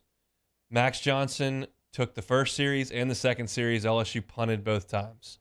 Garrett Nussmeier entered the game in the third series and played all the way through overtime. Max never came back in the game. That was just the decision that the coaching staff made. I don't know if it was to develop the program further. I don't know why they decided to do that. They just did. And so Garrett Nussmeier in that game went 18 out of 31 for 179 yards. He had a touchdown and 2 picks. A touchdown was a 29-yarder to Jack Besh. He took the snap. There was some significant pressure off his right side. He spun out of it. He was still under pressure. He flung it to the back of the end zone and hit Jack right at the back line of the end zone. He toe-tapped at the back of the end zone for a touchdown. Outside of that, it was pretty spotty. Lot of back foot planning and not knowing where to go or not having anywhere to go and holding onto the football a long time. A lot of check downs, just dumping it to the running back or to Trey Palmer or to whoever it may be. Nothing really happening down the football field at all. Finally, I'm watching this game and I started to watch, okay, what happens when he plants his back foot? And finally, I look up and he plants his back foot, lets it rip down the middle of the field, and the Arkansas kid picks it off on the dive. And I went, well, damn, like that was exactly what I was waiting for him to do. Throws a rope down the middle of the field, and then they pick it off. Not great. Then in overtime, he takes a bad sack that knocks LSU out of field goal range to set up a 3rd and 20. And he takes a shotgun snap on 3rd and 20 in overtime and throws a seed right down the middle of the field on the money for a 23-yard gain and a first down. Then on the next play, he throws a fade in the end zone, and it's an awful throw to the inside, and they pick it off for the second interception of the game. So, in summation, watching this Arkansas game, he didn't look comfortable back there. He didn't have anywhere to throw the football. He made one big play. He turned it over twice. One was trying to fit one in there. One was a terrible throw on a fade. I say all this and then throw in the caveat. This was a horrible situation he was put into. Yes. I don't know how the reps were split that week. I have no way of knowing how they were, but they played 2 quarterbacks. He couldn't have gotten all the reps. Second, Kayshawn wasn't out there. The offensive line was not good. They could not run the ball effectively at all. So you've got a young, inexperienced wide receiver core, a questionable amount of reps, an offensive line that's not playing, and a running game that's not producing. It was an awful situation to put a freshman quarterback in. So that's the only game tape we have to go off of, and it wasn't very good.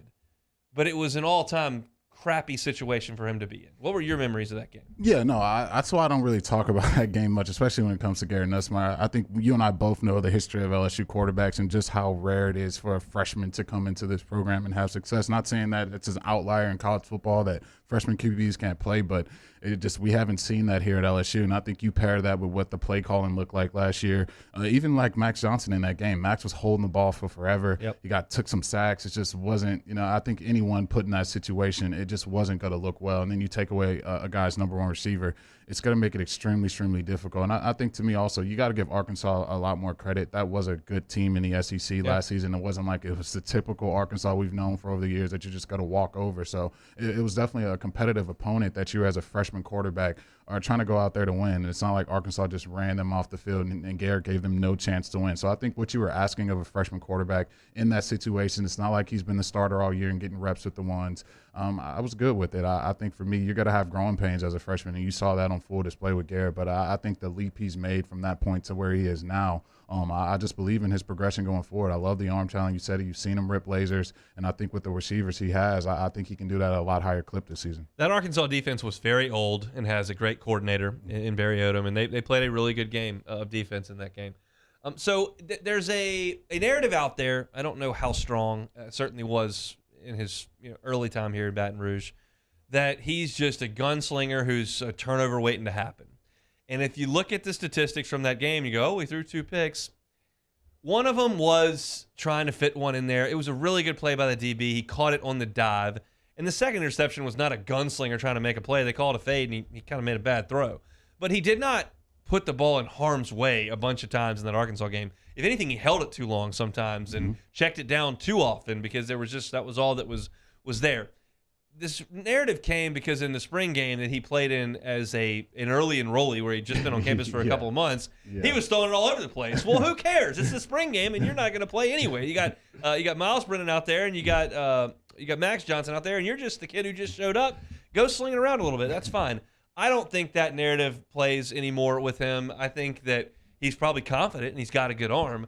I don't think you have to be terrified he's going to go out there and just throw it to the wrong team all the time. That's a narrative that's probably talked up a little bit too much, especially when you're talking about a coach's kid. Yeah, no, I think that to me, and I heard Garrett talking in his interviews, that was a question that got asked to him, how does he rein that in? And I think Coach Sloan and obviously Coach Denbrock has done a phenomenal job with Garrett in that regard, because to me, he just seems a lot more focused on where the ball is supposed to go. And to me, that's the biggest thing that separates average quarterbacks from elite quarterbacks. They're not guessing after the ball is snapped. They look at the coverage. They know where the ball is supposed to go. They know what matchups favor the offense, and they take advantage of that. And I think that's the direction that Garrett's going in. And I think when you look at this LSU football team, with all the weapons they're going to have on the outside, and even with Mason Taylor at the tight end position, I just think Garrett gives those guys a lot more opportunities to make plays down the field. And for LSU to have their most success, to me, you always have to put your best players in position to make plays. And I think that's the way this roster is set up right now. And I think that's what Garrett can do for this team. So we'll see what they do with the quarterback position. I still think they're going to trot Daniels out there. We'll see how that goes. But I just think Garrett gives them the best chance to have this team at the highest level. Stephen Miller in the Bayou 4 chat says, Hunt, you know why fans speak that way towards Nuss? Because it was said over and over and over from local radio and TV from one game. I don't know that I've heard it that much from the local radio and TV. I mean, I think we said entering last season that, a true freshman who has a big arm and is real confident the way he is, if he had to go in there and play, he's third on the depth chart right now. 4 Miles got hurt, obviously.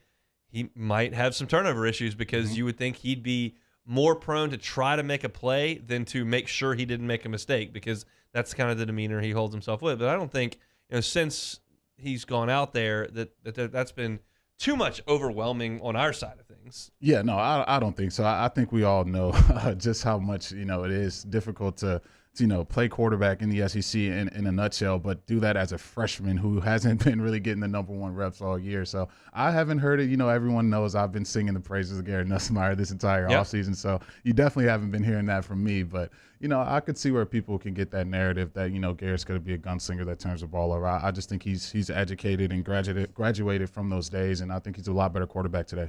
Going to spend some time talking about SEC non-conference games coming up at 2:30, but when we come back, look around the country as everybody cranks things up this weekend in college football. That's next on Hunt and Hill. Hunt Palmer and Jeremy Hill. It's Hunt and Hill. Bayou Ford. Check out the inventory, BayouFord.com. If you just don't love what you're driving around in, thinking about getting in something else, let Bayou Ford help you out with that. They got a ton of used cars. You can check out the inventory online. They got a lot of new cars. You can check out that inventory online. And if you look through it all and you go, I don't see anything that I love, that's okay. Call up Ben Gagne and the crew down there at Bayou Ford and say, I want to customize my own vehicle. They'll say, all right, let's do it. They'll take you right through the process. 2 to 3 months later, you will have that vehicle delivered right to your home by one of their 6 full-time drivers. Yeah, head over to BayouFord.com. They have the all-new 2022 Ford Expedition Timberline. It has a Ready Lift 3 kit on there. Also, all-new 2021 Ford F-150s. They're getting $14,000 off MSRP, including the Black Widow edition. Expeditions, Explorers, F-150, F-250, whatever your make and model may be, Bayou Ford has got some options for you down there. Check out the website. It changes every single day as they update the inventory right there at BayouFord.com. Our listeners fire up their opinions on the JimsFirearms.net hotline at 499-1045. Keep listening for your next chance to shoot us your thoughts with the JimsFirearms.net hotline on 104.5 ESPN Baton Rouge. Are you a licensed contractor? There's lots of good contractors in Louisiana doing work the right way, but unfortunately, too many unlicensed contractors are working outside the licensing requirements. Working as a contractor in Louisiana requires a license for the company doing the work. The Louisiana State Licensing Board for Contractors wants to help you get licensed to allow you to conduct work legally. It's not difficult to get the license. We can help you. Go to lacontractor.org for more information. Licensed contractors, it's the law. Gulf Coast Office Products is a nationally recognized Savin office equipment dealer based right here in Louisiana. Over 100 employees strong, Gulf Coast has the boots on the ground to support all vertical markets from education, engineering, legal, and finance. With the latest in office technology from desktop to production segment units, Gulf Coast and Savin have the perfect fit for you. Call 225-756-2644. That's 756-2644 for Gulf Coast Office Products. At All-Star Toyota, you get it all. If you're in the market for an all-new Toyota vehicle, come see our friendly and knowledgeable sales team at All-Star Toyota. Located in Baton Rouge at the corner of Airline and Goodwood, we've been serving our community since 2005 by offering a large selection of new Toyota cars, trucks, and SUVs. Get behind the wheel of your dream car and take a test drive at All-Star Toyota today.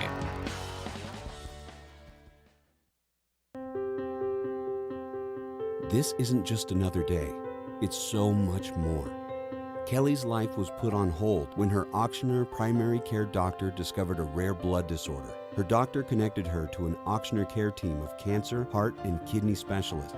With multiple primary care locations around Baton Rouge, same-day appointments, and online scheduling, we're relentless about keeping you healthy. Auctioneer Baton Rouge, innovating healthcare for Kelly. I've been doing business with Luba for 25 years. They're dependable, trustworthy. It's just the attention to detail with our clients. Our folks have years and years of experience.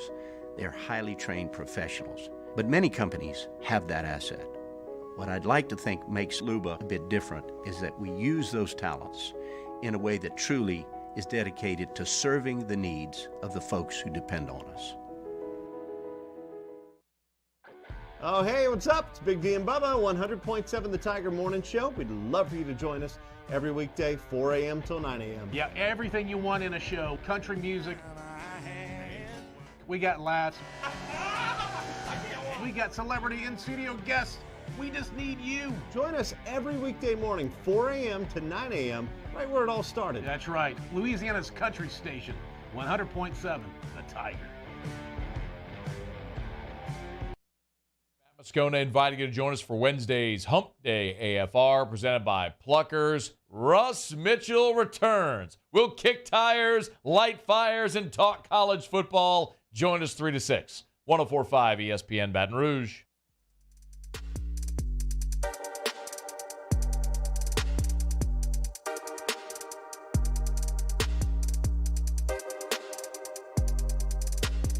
Hunt and Hill, 104.5 ESPN Baton Rouge. All right, Jeremy, let's go around the country quickly and kind of pick conference winners. I'm going to take the favorite off the table because that's easy, and you can do a little bit better than that, even though the odds are that they will likely come out of their respective conference. Let's start with the ACC. I'm going to say Clemson is still the favorite, even though they didn't quite get it done last year and Pitt won the league. I'm going to call Clemson the favorite. You're not picking Clemson. I'm not picking Clemson. I think a lot of people are going to be on the NC State bandwagon. They've got 10 defensive starters back, plus a guy who, by most accounts, is the first or second best quarterback in the ACC, and that's Dennis Leary. So, look, he threw 35 touchdowns and 5 picks last year for a 9-3 team. Look, I think that team is going to get the most consideration.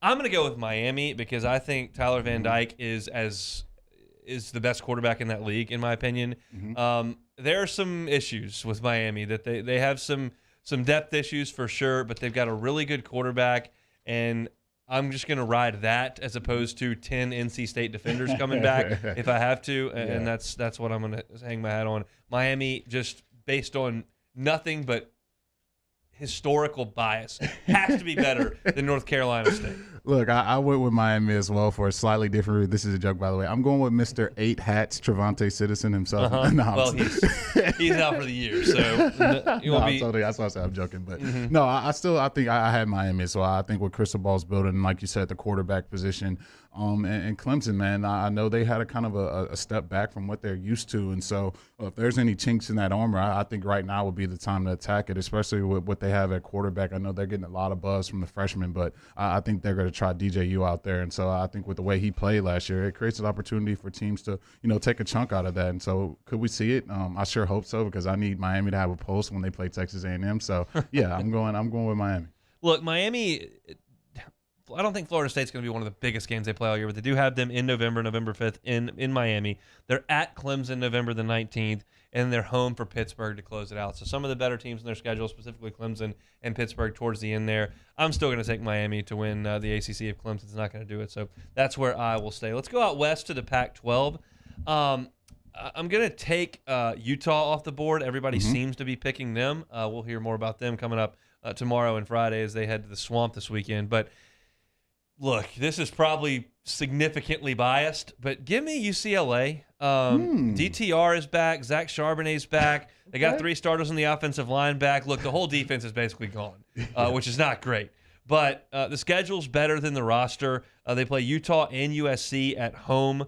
They don't have to run the table to win the Pac-12. It's not like the SEC where if you lose one game to Bama or Georgia, you're not going to get into the title game. You're out. You can lose a couple of games, win a tiebreaker here or there, assuming everybody stumbles, and you can get there. Again, I would pick Utah if I was allowed to. I'm not allowed to. Give me Dorian Thompson-Robinson, Zach Charbonnet, and the UCLA Bruins. Look, if UCLA wins the Pac this year, I will sleep just slightly better based off what I saw last fall. So I could get behind that a little bit. But I'm going to go with USC. They do have a tougher schedule because they do finish the year at Notre Dame, and I think they do play Utah as well during the season. So, no, they're at home against against Notre Dame. But they do still have to play Utah on the road. So I think that's probably going to be their 2 biggest tests. But, I love what Lincoln does with that offense, and he has a quarterback and weapons out the wazoo on the outside, and I think they're just going to shred those Pac-12 defenses, man. They're going to score a ton of points this season. I am extremely concerned about their defense. I think that causes a lot of concern for me when I look at that USC program, but looking at the points they're going to put up and that offense, I think USC can have a path to win the Pac-12 this year. I think so too. I'm scarred from last year, so I'm taking you. All right, we'll move to the Big 12. I'm taking Oklahoma off the board. I don't even know that they're the betting favorite, but I am taking them off the board for the sake of this exercise. I think a lot of people are going to like Oklahoma State. They hung their hat last year on defense, which is odd to say about that program in that conference, but they really did. It was a good defense. They lose Coach Knowles, who goes to Ohio State. He's out of there, and they've only got 5 starters left from that defensive unit. So I'm going to take Baylor. They've got, I think, an upgrade at the quarterback position this year. That is at least what I'm going to sell it as. So you look at what they've got with Blake Shapen, who completed 17 straight passes in the Big 12 championship game, forced the incumbent out of town. And I just trust Dave Aranda to get his team ready to play defense week in and week out, especially against, I think, what are lesser talented teams in the Big 12. Apu Ika in the middle has been awesome for him since he showed up. They got about 6 starters back on defense, depending on if you count a couple of them who may not start this year. But I think I'll go with Baylor to repeat as champs of the Big 12. Yeah, you know how I feel about Mr. Aranda. Like, I believe in that. Everything he's doing as a coach. Love to see him doing everything he's doing at Baylor. But I'm going to go with Oak State, man. I'm going to go Oklahoma State. I'm going to go with Mr. Mullet Man himself, Coach Gundy. And I think that, with them getting their quarterback back, obviously probably not going to be, the defense side, especially losing my boy Converse on the outside. But you got Spencer Sanders coming back, all Big 12 honors last year, threw for 2,800 yards, 20 touchdowns. And I just love what Gundy does on the defensive side. I think they're going to play extremely well. And then looking at the offenses that are going to be in the Big 12 this season, you don't have to deal with Lincoln Riley anymore. That's a huge, obstacle every year that you have to deal with. So I think I'm going to go with Oklahoma State to win the Big 12 if it's not one of those other teams. Every year this time of year, I look up at the Big Ten and I go, who put these divisions together? Why? They are so lopsided. It's ridiculous. Why are Ohio State, Michigan, and Penn State on the same side? And then you threw Wisconsin in there with a bunch of bums on the western side. Purdue, Iowa, Minnesota, Nebraska, Illinois, Northwestern. The only one you would consider to be an annual power in any sort of 30-year forecast is Nebraska, and they've been terrible. Like, I mean, how much respect am I supposed to give Iowa as the second best team or program in this division? Put one of the big boys on the other side, please. I realize you want Ohio State and Michigan to matter and not turn around and play once again next week, but this stinks. and to me, for the point of this exercise, we have to take Ohio State off the board, and I guess I'll take Wisconsin, but what my real takeaway is from looking at this, as I look at what everybody's got back, is that this feels like, again, Ohio State's going to show up in the Big Ten championship game and win by 50. That's what it feels like to me when I look at the other side. Yeah, no, it's shaping up. And that's what they've done to me my whole life that I can remember. Just not much opposition in the way of Ohio State just totally dominating the Big Ten. And it's good to see Michigan have some sort of a pulse again. But I just don't know if they can play that level, especially losing the talent they lost on defense. So I'm actually going to go with a little LSU flavor. I'm going to go with my boy, Mr. Mel Tucker and Michigan State. To me, it was impressive what they did last season to go 11-2, having the worst pass defense in the country and the worst pass defense in the Big Ten. But I don't think they're going to be to that level, and so I think that opens up a door. I know they lost Kenneth Walker, their best player on their offense last year, but I don't think their defense is going to be as bad as it was. And they got their quarterback, Peyton Thorne, coming back. So I'm going to go with Mr. Mel Tucker and Michigan State. I just default to Wisconsin on it because I love Jim Leonard so much, and their defense is always really, really good. No matter what parts they move in and out, they always just find a way to play really, really good defense. But then you look at the schedule that they've got, and they're at Ohio State, which is a death knell for their side because you're probably not going to go there and win. And so, you're at Iowa, which is always a tough game for them. I don't love the schedule. I don't love the personnel. And I realize that I put this exercise together so that we can't pick the favorite. I'm picking the favorite, even though it's against the rules, because the rest of these teams have no chance. I think they have no chance. Yeah, no, it's unless C.J. Stroud goes down, I think that's the only way it'll open the door. But if C.J. Stroud plays the season, just give him the trophy already. You want to play? You want to play around with the SEC here? If I take Alabama and Georgia off the table, look, who's the most likely of the rest? Look, I literally spent a good 5 minutes trying to come up with the team. I'm like, no. I said, you know what? Let me just put my purple and gold shades on. LSU, why not? Why not? LSU. Who cares? Look, it's the SEC. No one cares about the Texas side. Look, It's just dude, like, what are we gonna do? I'm definitely not gonna say Texas A&M. God, I might, jump off a bridge if I do that, but no way that's happening. So yeah, man, look, Jaden Daniels goes out there. He has a Johnny Manziel type season, runs all over the yard, defense plays out of control. We're LSU, baby. We're back on the map. We win the SEC. And then I could, what I really came down to when I really put LSU as a joke at first, but then I really thought about it in a crazy, complex world. But you think about the toughest team they're going to play this year. They beat Texas A&M last year with the JV squad. They played Alabama extremely close last year. I think that the teams that played those teams close and, almost beat those teams, looking at the roster where it is now, I just think it's a lot better. And then you look at the coaching staff, it's a lot better. So if things all go extremely right, we could be in a little fantasy land here, baby. Who has a better chance to make it to Atlanta, Arkansas or Texas A&M? I would go with Arkansas because I like their quarterback better. I think you're going to be in a lot of close games. You're going to have to make some big-time throws, and I like their coaching staff. I would go with Arkansas before Texas A&M. Out of the East this year draws South Carolina and Missouri. Best drive. That's almost as good as you can do. Now, Bama got Vandy, so that's how that in goes. Tennessee. But that you get your alternator. If you made me go to the window, keep in mind, a lot of the stuff that I say on the air is predetermined. I've taken notes and written something down, and I know what I'm going to say. I've started this statement of I'm going to pick, and I don't even have an answer yet. By the time I finish saying what I'm going to say, the answer will come out because I don't really have a very good one. But if you made me go to the window for the third team, I've eliminated Tennessee because they're playing Georgia and Alabama, and I hate that. I think it's Arkansas because of the draw. They got a chance to go beat Texas A&M for the second year in a row in Jerry World. Their East draw is easy. If you get beat by Alabama, I don't know. If you get beat by Alabama, you can't get there because they're not going to lose 2 games. So fun exercise hunt. But the fact of the matter is that once again we've cooked this thing down to Ohio State's winning their conference, Alabama's winning their conference, and I once again circle around the wagons and go, man. Is that good for the sport? No, it's not. Look, man, I think I just my life watching college football. I just sickeningly have to watch that over and over. Listen to Rammer Jammer, all their stupid fans. It's just, I actually low key like Rammer Jammer. Look, I won't lie. I like Dixieland Delight a little bit. That's actually a little catchy little song right there. But other than that, I just like rubbing people's faces in it when you beat them. Look, it's sports. It's not real life. You don't have to be nice all the time. Yeah, of course. But yeah, I think it's kind of penciled in at this point, and it's just. It's hard, and I think the other question you have to ask yourself is how does it go the other way? What would happen to stop that dynasty from being what they've been? And I can't really think of anything at this point unless the NCAA just hits them with a death penalty or something. I don't know what you can do to slow that down, what they got cooking. So we're just going to have to deal with it. Brian Burgess, Bayou Ford Chat, says Arkansas won't come close to winning the rest.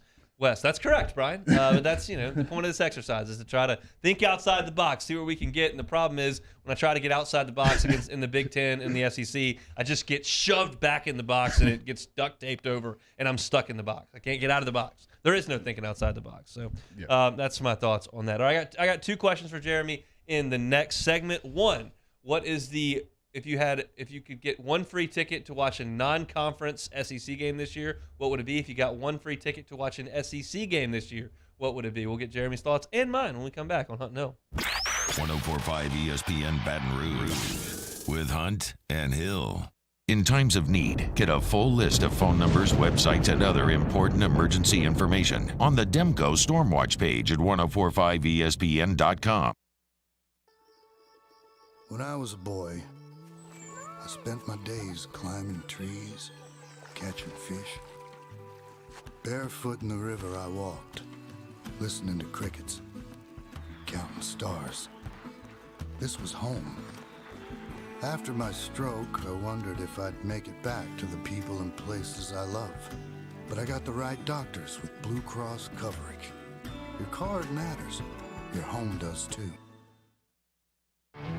There it is, the extra mile, on the border of expected and extraordinary for those willing to go further, like vans customized for work or play, with safety and tech to keep you connected, supported by a 5-star sales, service, and finance team, and backed by the 1-star you know.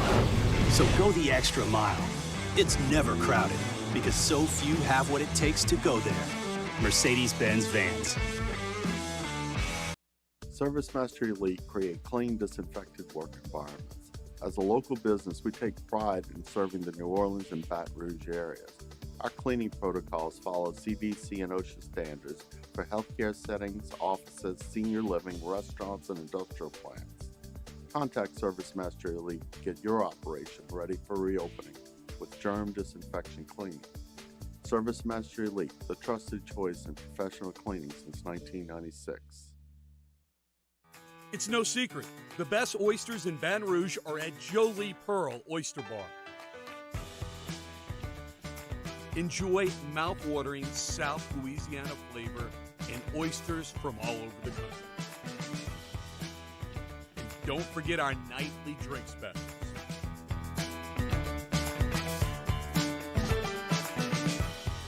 Jolie Pearl Oyster Bar, located in downtown Baton Rouge.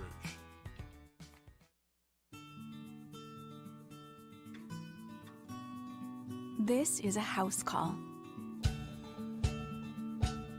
This is a follow-up appointment.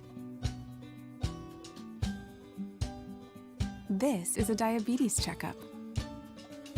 This isn't just more convenient care, it's more advanced care.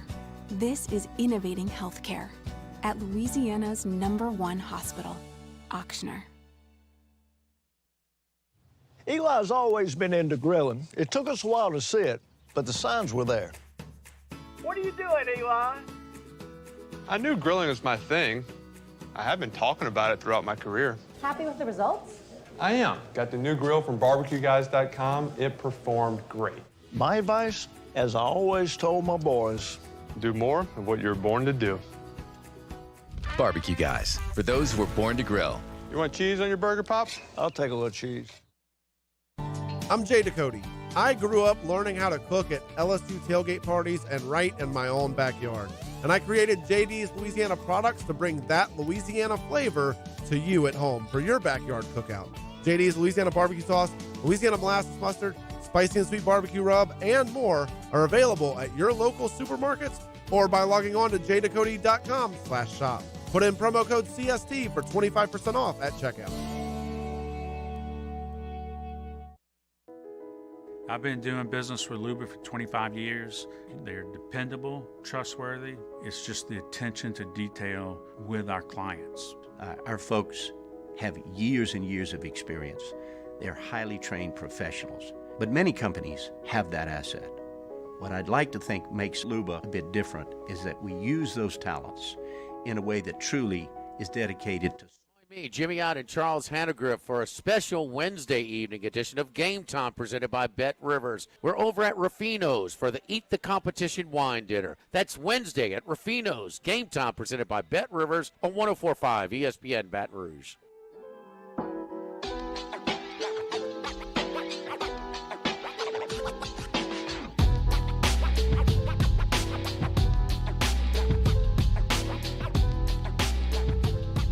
This is Hunt and Hill on 104.5 ESPN Baton Rouge. Just heard that promo there, Jimmy Ott, out at Ruffino's tonight for the Eat the Competition dinner. I will be out there, Charles Hannegriff as well. Very much looking forward to that evening over at Ruffino's. Football getting closer. Jeremy, I'm feeling generous today, so I'm going to give you 2 tickets. You can bring whoever you want. Okay. 2 tickets.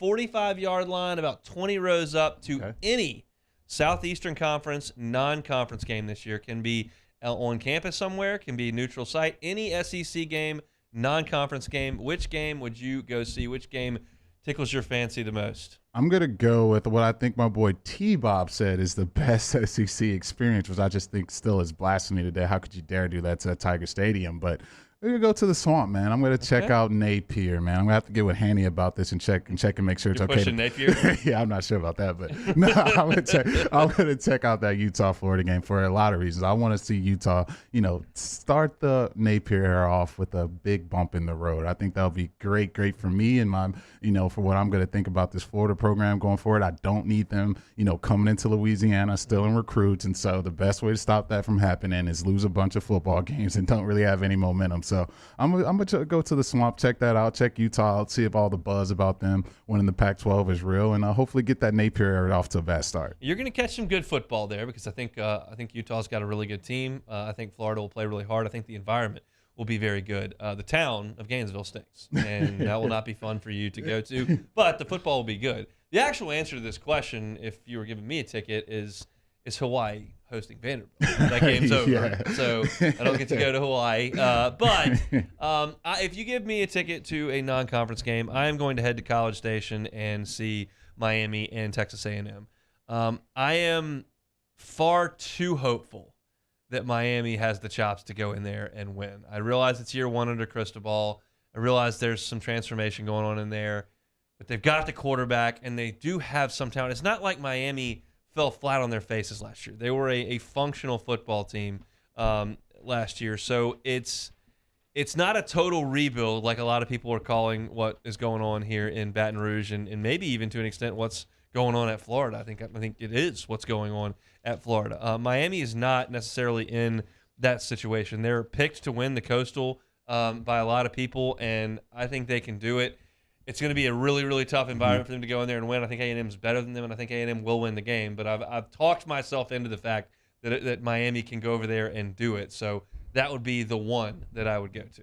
Yeah, that's going to be a great one. I never thought I'd hear Hump Palmer saying he'd love to go to College Station. Can't wait to get to Aggie Land, baby. Saw the varsity's horns off, they say. But yeah, I think that's going to be a go. I'm definitely going to be tuned into that. I need that Cristobal era to be started out to a great start. So I think that'll be a great game to check out for sure. Is there another one on your radar there for non-conference games? Or you want to move to the non-conference? Alabama and Texas, I got no interest in at all. Auburn and Penn State kind of seem mediocre. Yeah, Arkansas, Cincinnati. Yeah, I think the only one other, I think Bilbo Baggins put it in the chat, the Florida FSU game, especially if somehow, Florida State wins that first one. I think that game becomes definitely more intriguing, but not really. I think that a lot of these teams aren't really scheduling big-time power opponents, so you got to respect the schools that are putting them on there for non-conference. All right, well, you're not using the ticket there, so I'll give you a free ticket to any conference game this year. Which one are you picking? Well, being that they gave me my first scholarship offer when I was in 8th grade, never got a chance to go on a visit. Frank Wilson was trying his dire heart out to get me to take a trip to Knoxville. So I think I'll be going to Knoxville. I'll be checking out the Heupel era versus the annual free win for Alabama. And hopefully they pull off that upset. I'll be cheering for the upset like I've never Navy? before. Yeah, man, we got to go check out the Navy, get on the water. Look, we both talked about how fun it is pre-gaming on the water, so you definitely got to check that out. Calhoun's on the river, good spot right there. Yeah, exactly, yeah. So I've never been up there before, so I think for me, saying 100,000 people in orange, I think that'd be pretty cool to see. I don't have any interest in watching any of their baseball. It just makes me want to throw up, but I'll check the Heupel out in the football program out and see what they're working with. So just a tip for those out there listening that haven't made a lot of trips in the SEC but maybe looking to do that in the future. Tennessee is a very good adult trip. When I say that, I mean there are hotels in Knoxville you can stay in. There's nice restaurants in Knoxville you can stay in. It's a sizable city. It's just a good adult trip. Auburn's a tough adult trip. Like it's tiny. There's nowhere to stay. It's just a bunch of college town and bars. I love Auburn. I've had so much time in Auburn. I've been 4 times. I think it's great. It's just tougher if you're 35, 45, 55, 65. You're probably going to have to drive in and out, stay in Montgomery or whatever it may be. It's just a tougher trip as an adult as opposed to a college kid who will sleep on the couch or the floor and not care, which is what I did the first couple times that I went there. So Tennessee, great trip. So I do applaud that. This is just more of a testament to how little rent and how much space the Aggies are occupying in my brain. I think I might go to Jerry World to see Arkansas and Texas A&M. Okay. Because I got to hear why. It seems like it's going to be really competitive. It's one of those 50-50 environments. That stadium is awesome. I just think both teams are trying to kind of get over a hump. Can Arkansas get to 10 wins? Can they challenge for the West?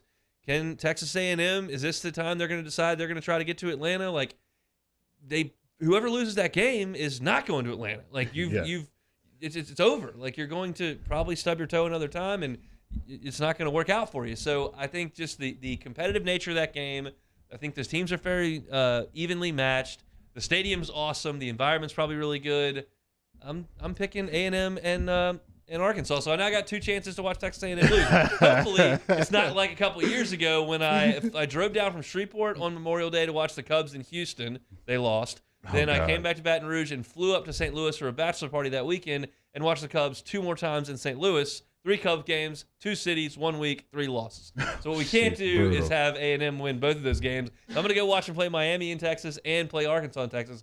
They got to lose one of them. Look, to start the year last year, losing to UCLA, just punched in your stomach. You just feel terrible. Then I got to watch Arkansas just run A&M off the field to start the season. That was just so beautiful. So if we can get another one of those, I'm not too worried about Arkansas. I don't think they're going to go win the West. A&M, keep a close eye on them. So they can't be racking up too many wins to start the season. So I need the Razorbacks to do what they did last year.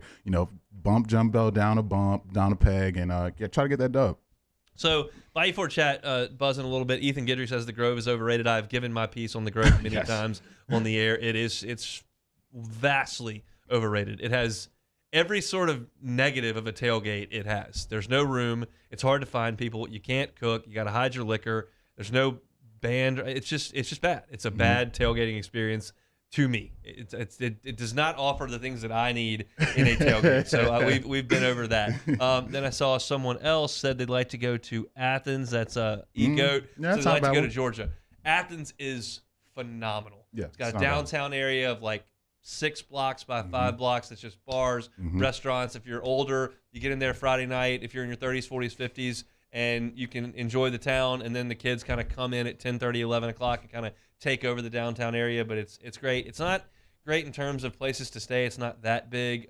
You can drive in from Atlanta a little over an hour. Yeah, but it's a great college town and a really good stadium. Yeah. Athens is a good one for sure. Yeah, no, I definitely had. I got a chance to play there, and it left one of the worst sour tastes in my mouth. Yeah, had the undefeated season on the line, lost to freaking Aaron Mercure. Aaron Love, you got to come back on the show. But, man, I had to go back. So my second year in the league, I think it was my second year in the league. It was Kamara and my boy Dobbs. They went into Athens, and they took down the Dogs. Yeah. And so I was actually one of the Dogs to win, so you can have a nice, funner night. Got a lot of my friends from the Dogs out there with me. But, yeah, I got back to Athens. I had a great time there. Great bars, great people there. Athens is definitely a good trip. And I actually came in from Atlanta. I didn't stay in Athens. I drove back to Atlanta after the game. Yeah, I was lucky. My roommates in college were from Memphis, and they had really close high school friends that went to Georgia, Alabama, Tennessee, Ole Miss, like all over the place. So we always had some friends there and places to kind of stay, and their closest friends were at Georgia. So I went to Georgia 4 times when I was in college. We saw LSU play a baseball weekend there, saw LSU play a game there, the famous Charles Scott celebration penalty game with A.J. Green when we were there. And we went another time just in the spring just to cut up and have some fun, which we had plenty. So, yeah, great time. And they're starting to talk about Starkville, and I think at that point, when we start to talk about Starkville in the Bayou Ford chat, you probably need to go to break, and you probably need to come back and do Take It or Leave It. Yes. That is what we will do next on Hunt and Hill. This is Hunt and Hill on 104.5 ESPN Baton Rouge. All August long, we have had the pleasure of telling you about Galen Iverstein, this month's champion of Louisiana. This is the last time we'll be able to do so, but Galen is a shining light in Louisiana, just like LWCC is. They are celebrating and elevating a champion of Louisiana each and every month, and again, all month long. We've told you about Galen Iverstein. Yeah, Galen founded and owns and operates a full-service butcher shop and smokehouse in Baton Rouge, and as the owner of Iverstein Farms Butcher, Galen brings sustainable, locally raised meats directly to Louisiana consumers, enabling customers to connect with local farms and expanding opportunities for farmers who cultivate and support Louisiana's land has been a decade-long goal. And with a background in sustainable farming, Galen identifies and supports farms that practice these methods by giving them a platform that expands their reach. Recently, Iverstein Farms Butcher relocated their butcher shop to a larger location. That's allowed Galen the opportunity to expand his mission in new ways, introduce some more people to the importance of sustainable and local food, and that's what we've been telling you about all month long. He's great for our taste buds. He's great for the economy. He's great for our environment. He's great for our town. Galen Iverstein, truly a champion of Louisiana, presented by LWCC. LWCC is Louisiana Loyal. This week on DropBiscuit.com or wherever you listen to podcasts is our new series, Pops, the Louis Armstrong story. Pops is brought to you by New Orleans & Company. Check out neworleans.com and come visit New Orleans. The best things in summer are unofficial.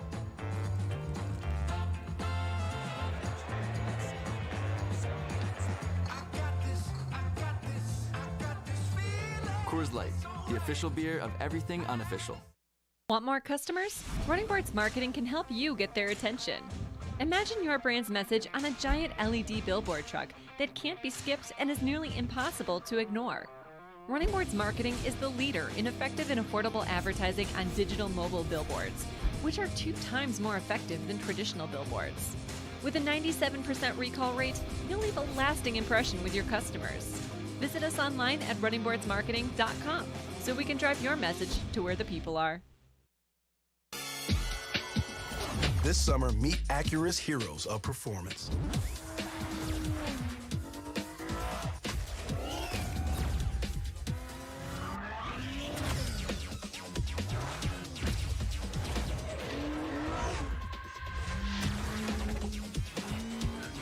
Only available at the Acura Summer of Performance. This summer, visit your local Acura dealer for attractive offers on the MDX. Are you a licensed contractor? There's lots of good contractors in Louisiana doing work the right way, but unfortunately, too many unlicensed contractors are working outside the licensing requirements. Working as a contractor in Louisiana requires a license for the company doing the work. The Louisiana State Licensing Board for Contractors wants to help you get licensed to allow you to conduct work legally. It's not difficult to get the license. We can help you. Go to lacontractor.org for more information. Licensed contractors, it's the law. Gulf Coast Office Products is a nationally recognized Savin office equipment dealer based right here in Louisiana. Over 100 employees strong, Gulf Coast has the boots on the ground to support all vertical markets from education, engineering, legal, and finance. With the latest in office technology from desktop to production segment units, Gulf Coast and Savin have the perfect fit for you. Call 225-756-2644. That's 756-2644 for Gulf Coast Office Products. There's nothing better than tailgating, but it can be a lot of work. So why do it yourself when you don't have to? Let Revelry Sports and Entertainment set up your luxury tailgate on campus. Order what you want and just show up to party. Book your tailgate today at revelryteam.com. Revelry Sports, the official tailgate partner of LSU Athletics.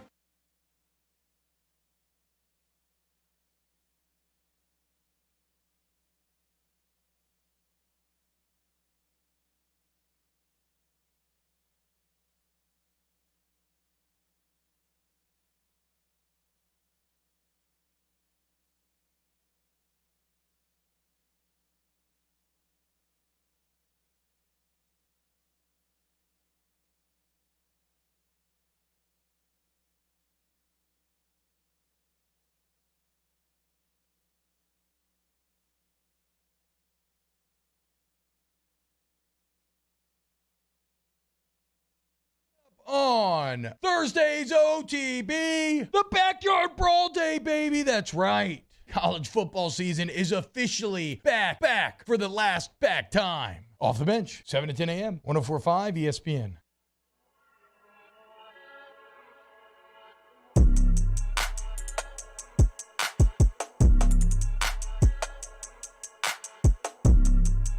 Hunt and Hill, 104.5 ESPN Baton Rouge. Settling into our new routine this week here on 104.5 ESPN Baton Rouge. For those of you that have not been made aware at this point, still off the bench from 7 to 10 a.m. And you've got Hanny coming at you from noon to 1 every day. Hunt and Hill move back an hour to 1 to 3. That'll lead you right into After Further Review with Matt Moscona, 3 to 6. And Jimmy Ott's Game Time, 6 to 8. Jimmy will be at Rufino's tonight. I will be there, very much looking forward to that. But one thing that has not changed is how we wrap up the show. We're going to do some Take It or Leave It. Jeremy, fire away. All righty, here. Your boy, Anthony Rizzo, he blasted his 30th home run of the season last night in a 7-4 win against the Los Angeles Angels. Are you taking or leaving? Rizzo is currently the best player in the majors from the 2016 Cubs World Series. What kind of question is this? Who comes up with these questions? This is I don't want to talk about this. That's my captain hitting home runs for the other team. My Cubs are in Toronto getting beat. I'm sitting there at Pluckers looking at the screen. Awful. 30 homers for Riz. Can't pay the man. Awful. KB's been hurt all year for Colorado. Javi's one of the worst players in the majors now for Detroit. Hendricks is hurt. Schwarber's hitting a bunch of homers. But how's it, man? I'm just a sad guy. It was beautiful, too. He turned on that baby. Brennan Davis hit a home run for AAA last night. How about that? Number 1 prospect in the Cubs organization. Back from injury, hitting homers. That's what we're talking about. All right, Jeannie Buss She had high praise for Russell Westbrook. Said last year he was the best player on the Lakers team.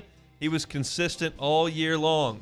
Westbrook, best player on the Lakers. Take it or leave it. Oh, yeah. I'm taking that all day. Let's get that trade package ready, baby. That's where Jeannie's coming from. I'm sure people right? are beating down the door. I can't wait to have it. He's shooting 18%. Look, that's the only reason why Jeannie's saying that. And I can't be mad at her. You got to pump him up. You got to make the world think he's going to win an MVP because they're trying their Jeannie heart out. Bus picking up the phone. Give me some GM on the phone. Hey, I got Russell Westbrook click. Yeah, that's probably exactly what's happening. So she's going to desperate measures like this and saying he was the best player on the team last year when he shot 50% from the free throw line and 18% from three. Free throw line's like 15 feet away from the bucket. That's not a free one. Look, he's missing pregame layups. Like it's just god awful, man. I love Russell. I know he's playing his heart out every single night, but Jesus I got Christ. a story about missing layups. So Jesus Christ. When I was in 8th grade, I used to go to Loyola basketball games on Tuesdays and Fridays, and they had a thing called Deal or No Deal. So you get a ball, and if you made a layup, they said, all right, I got a $5 gift card to Starbucks. You want that, or you want to shoot a free throw? You can shoot if you make a free throw. All right, I got a $50 gift card to Hollywood Video or whatever it was, and the prize would get bigger, and you could say I'm done and take the prize or take the shot. So I get the ball. I'm in 8th grade. I'm going to be like playing for this team in 2 years. I'm all nervous. Everybody's watching halftime. I get the ball, go up for the layup, miss the layup. Oh, smoked it. Did you try to finger roll it off the glass? I tried to go off the glass. I think I left it short. I don't remember, but I remember John Marshall was on the PA for it, and he laughed when I missed the layup. So dude, I got nothing. You should just start. You said you got the nice set shot. You should just start it out with the three, man. Let me just start with the buckets. Three. No, you try to go for the layup. I got nothing. All right. The PGA Tour, they have sent out a memo to all LIV golfers who will participate in the BMW Championship, requesting that they do not wear apparel that has any LIV logo on them. Are you taking or leaving? The LIV golfer will acquiesce to this proposition. I'll take it. Yeah, they're gonna. I mean, LIV's got it in their contract. They're supposed to wear it when they're different places playing, and like a lot of them are wearing it for the Open Championship. But I think they will. There's only like I think 8 or 10 of them that are playing in it. I hate LIV so much. And there are people in the Bayou Ford chat that love it. It makes me very, very sad. They are, but it works. It's working significantly well. It gets me worked up every time. So continue to do that. It is. I can't even get through a sentence. It makes me so mad. I hate it. The Bears claim former first-round pick Alex Leatherwood from waivers. He was cut from the Raiders. Saints missed a chance on Alex Leatherwood. Take it or leave it. I'm going to leave it. I think he was not supposed to go that high in the draft. I think I just saw a post where they showed the Raiders like last, picks from 2019 up to present day. The Mike Mayock era?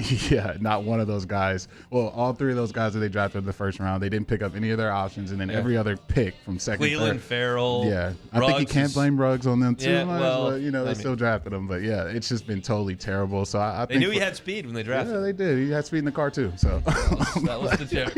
Yeah, but all right. But no, I think the Saints can stand pat. I think they feel good about Hurst. They feel good about Penning. I think they're good there. And, of course, you got probably the best right tackle in football. So, I think they did good by passing on Leatherwood. All right. We did talk a little bit about LSU and Florida State I think today. we have the poll, too. Oh, yeah, we do have the poll. Citizens Bank poll question of the day. That is about LSU and Florida State. Ask, what gives you as an LSU fan a little more concern about Sunday? Is it LSU's quarterback indecision, or is it the fact that Florida State has already played a game? 61% of you said that Florida State already playing a game gives you more concern than LSU's QB indecision. Just 39% of you had something to say about that. But we did do a little bit of Florida State talking today. Tomorrow we will get into numbers, X's and O's. I certainly want Jeremy's opinion tomorrow on if LSU doesn't feel great about its offensive line early in the season, what are we going to see from them to kind of guard against that? They've had time to evaluate that position and kind of look at how they want to run their offense. I want to get Jeremy's thoughts on that tomorrow because Florida State's defensive front is pretty good. And, of course, tomorrow we will certainly have Luke Johnson on, talk about the black and gold. They have now cut it down to 53. Trevor Penning is eligible to be activated late in the season. So it feels like they think he has a chance to make a return. So we'll talk to him about that as well. And the Ian Book era is over for those who are paying attention. He is now signed on with the Philadelphia Eagles, who have basically remade their entire roster based on the Saints with the draft pick for Olave and you're picking up Ian Book, and then you go ahead and you go get CD Deuce, and it's the Eagles are really feasting on the New Orleans Saints these days. But we'll get into that as well tomorrow with Luke. Miss any of our show today, you can catch it on demand at 1045ESPN.com. You can catch it on Spotify, Apple Podcasts. You can catch it on YouTube as well. Search Hunt and Hill. Like, subscribe, rate, review, all those good things as we ease into football season. Today, we started things off with kind of a state of the program with Florida State, where they've come from, where they've been the last 6 or 7 years. It is not a very pretty picture. You want to go back and listen to that. Kurt Weiler from Osceola, FSU's rival site, was with us at 1:15, so enjoyed chatting with him. Talked about the Saints roster at the end of hour number 1. Third oldest 53-man roster in the National Football League. What does that mean? We talked about it at the end of hour 1. Went deep into Garrett Nussmeier at the beginning of hour number 2, talking about the, redshirt freshman signal caller for the Fighting Tigers. And I dove into kind of what I saw from him in the Arkansas game last year. And Jeremy has made no bones about the fact that he'd like to see Garrett Nussmeier taking some snaps sooner rather than later. So we talked about that a lot at 2 o'clock. At 2:15, talked about the other conferences in college football and who we have to pick them outside of the favorites. And then non-conference and conference games we want a ticket to in the Southeastern Conference. That was at 2:30. Of course, we finish things up with Take It or Leave It, as we do every single day. Jimmy Ott's Game Time tonight going to be coming to you from Ruffino's Eat the Competition. I will be out there. It's going to be a good evening. We hope you lock it in for that. And, of course, you'll lock it in next for Matt Moscona. He'll drive you home from 3 to 6 on After Further Review. We are inching towards game day, people. We will get there one way or another. We will see you tomorrow. Have a great, great Wednesday night. It's Hunt and Hill on 104.5 ESPN Baton Rouge.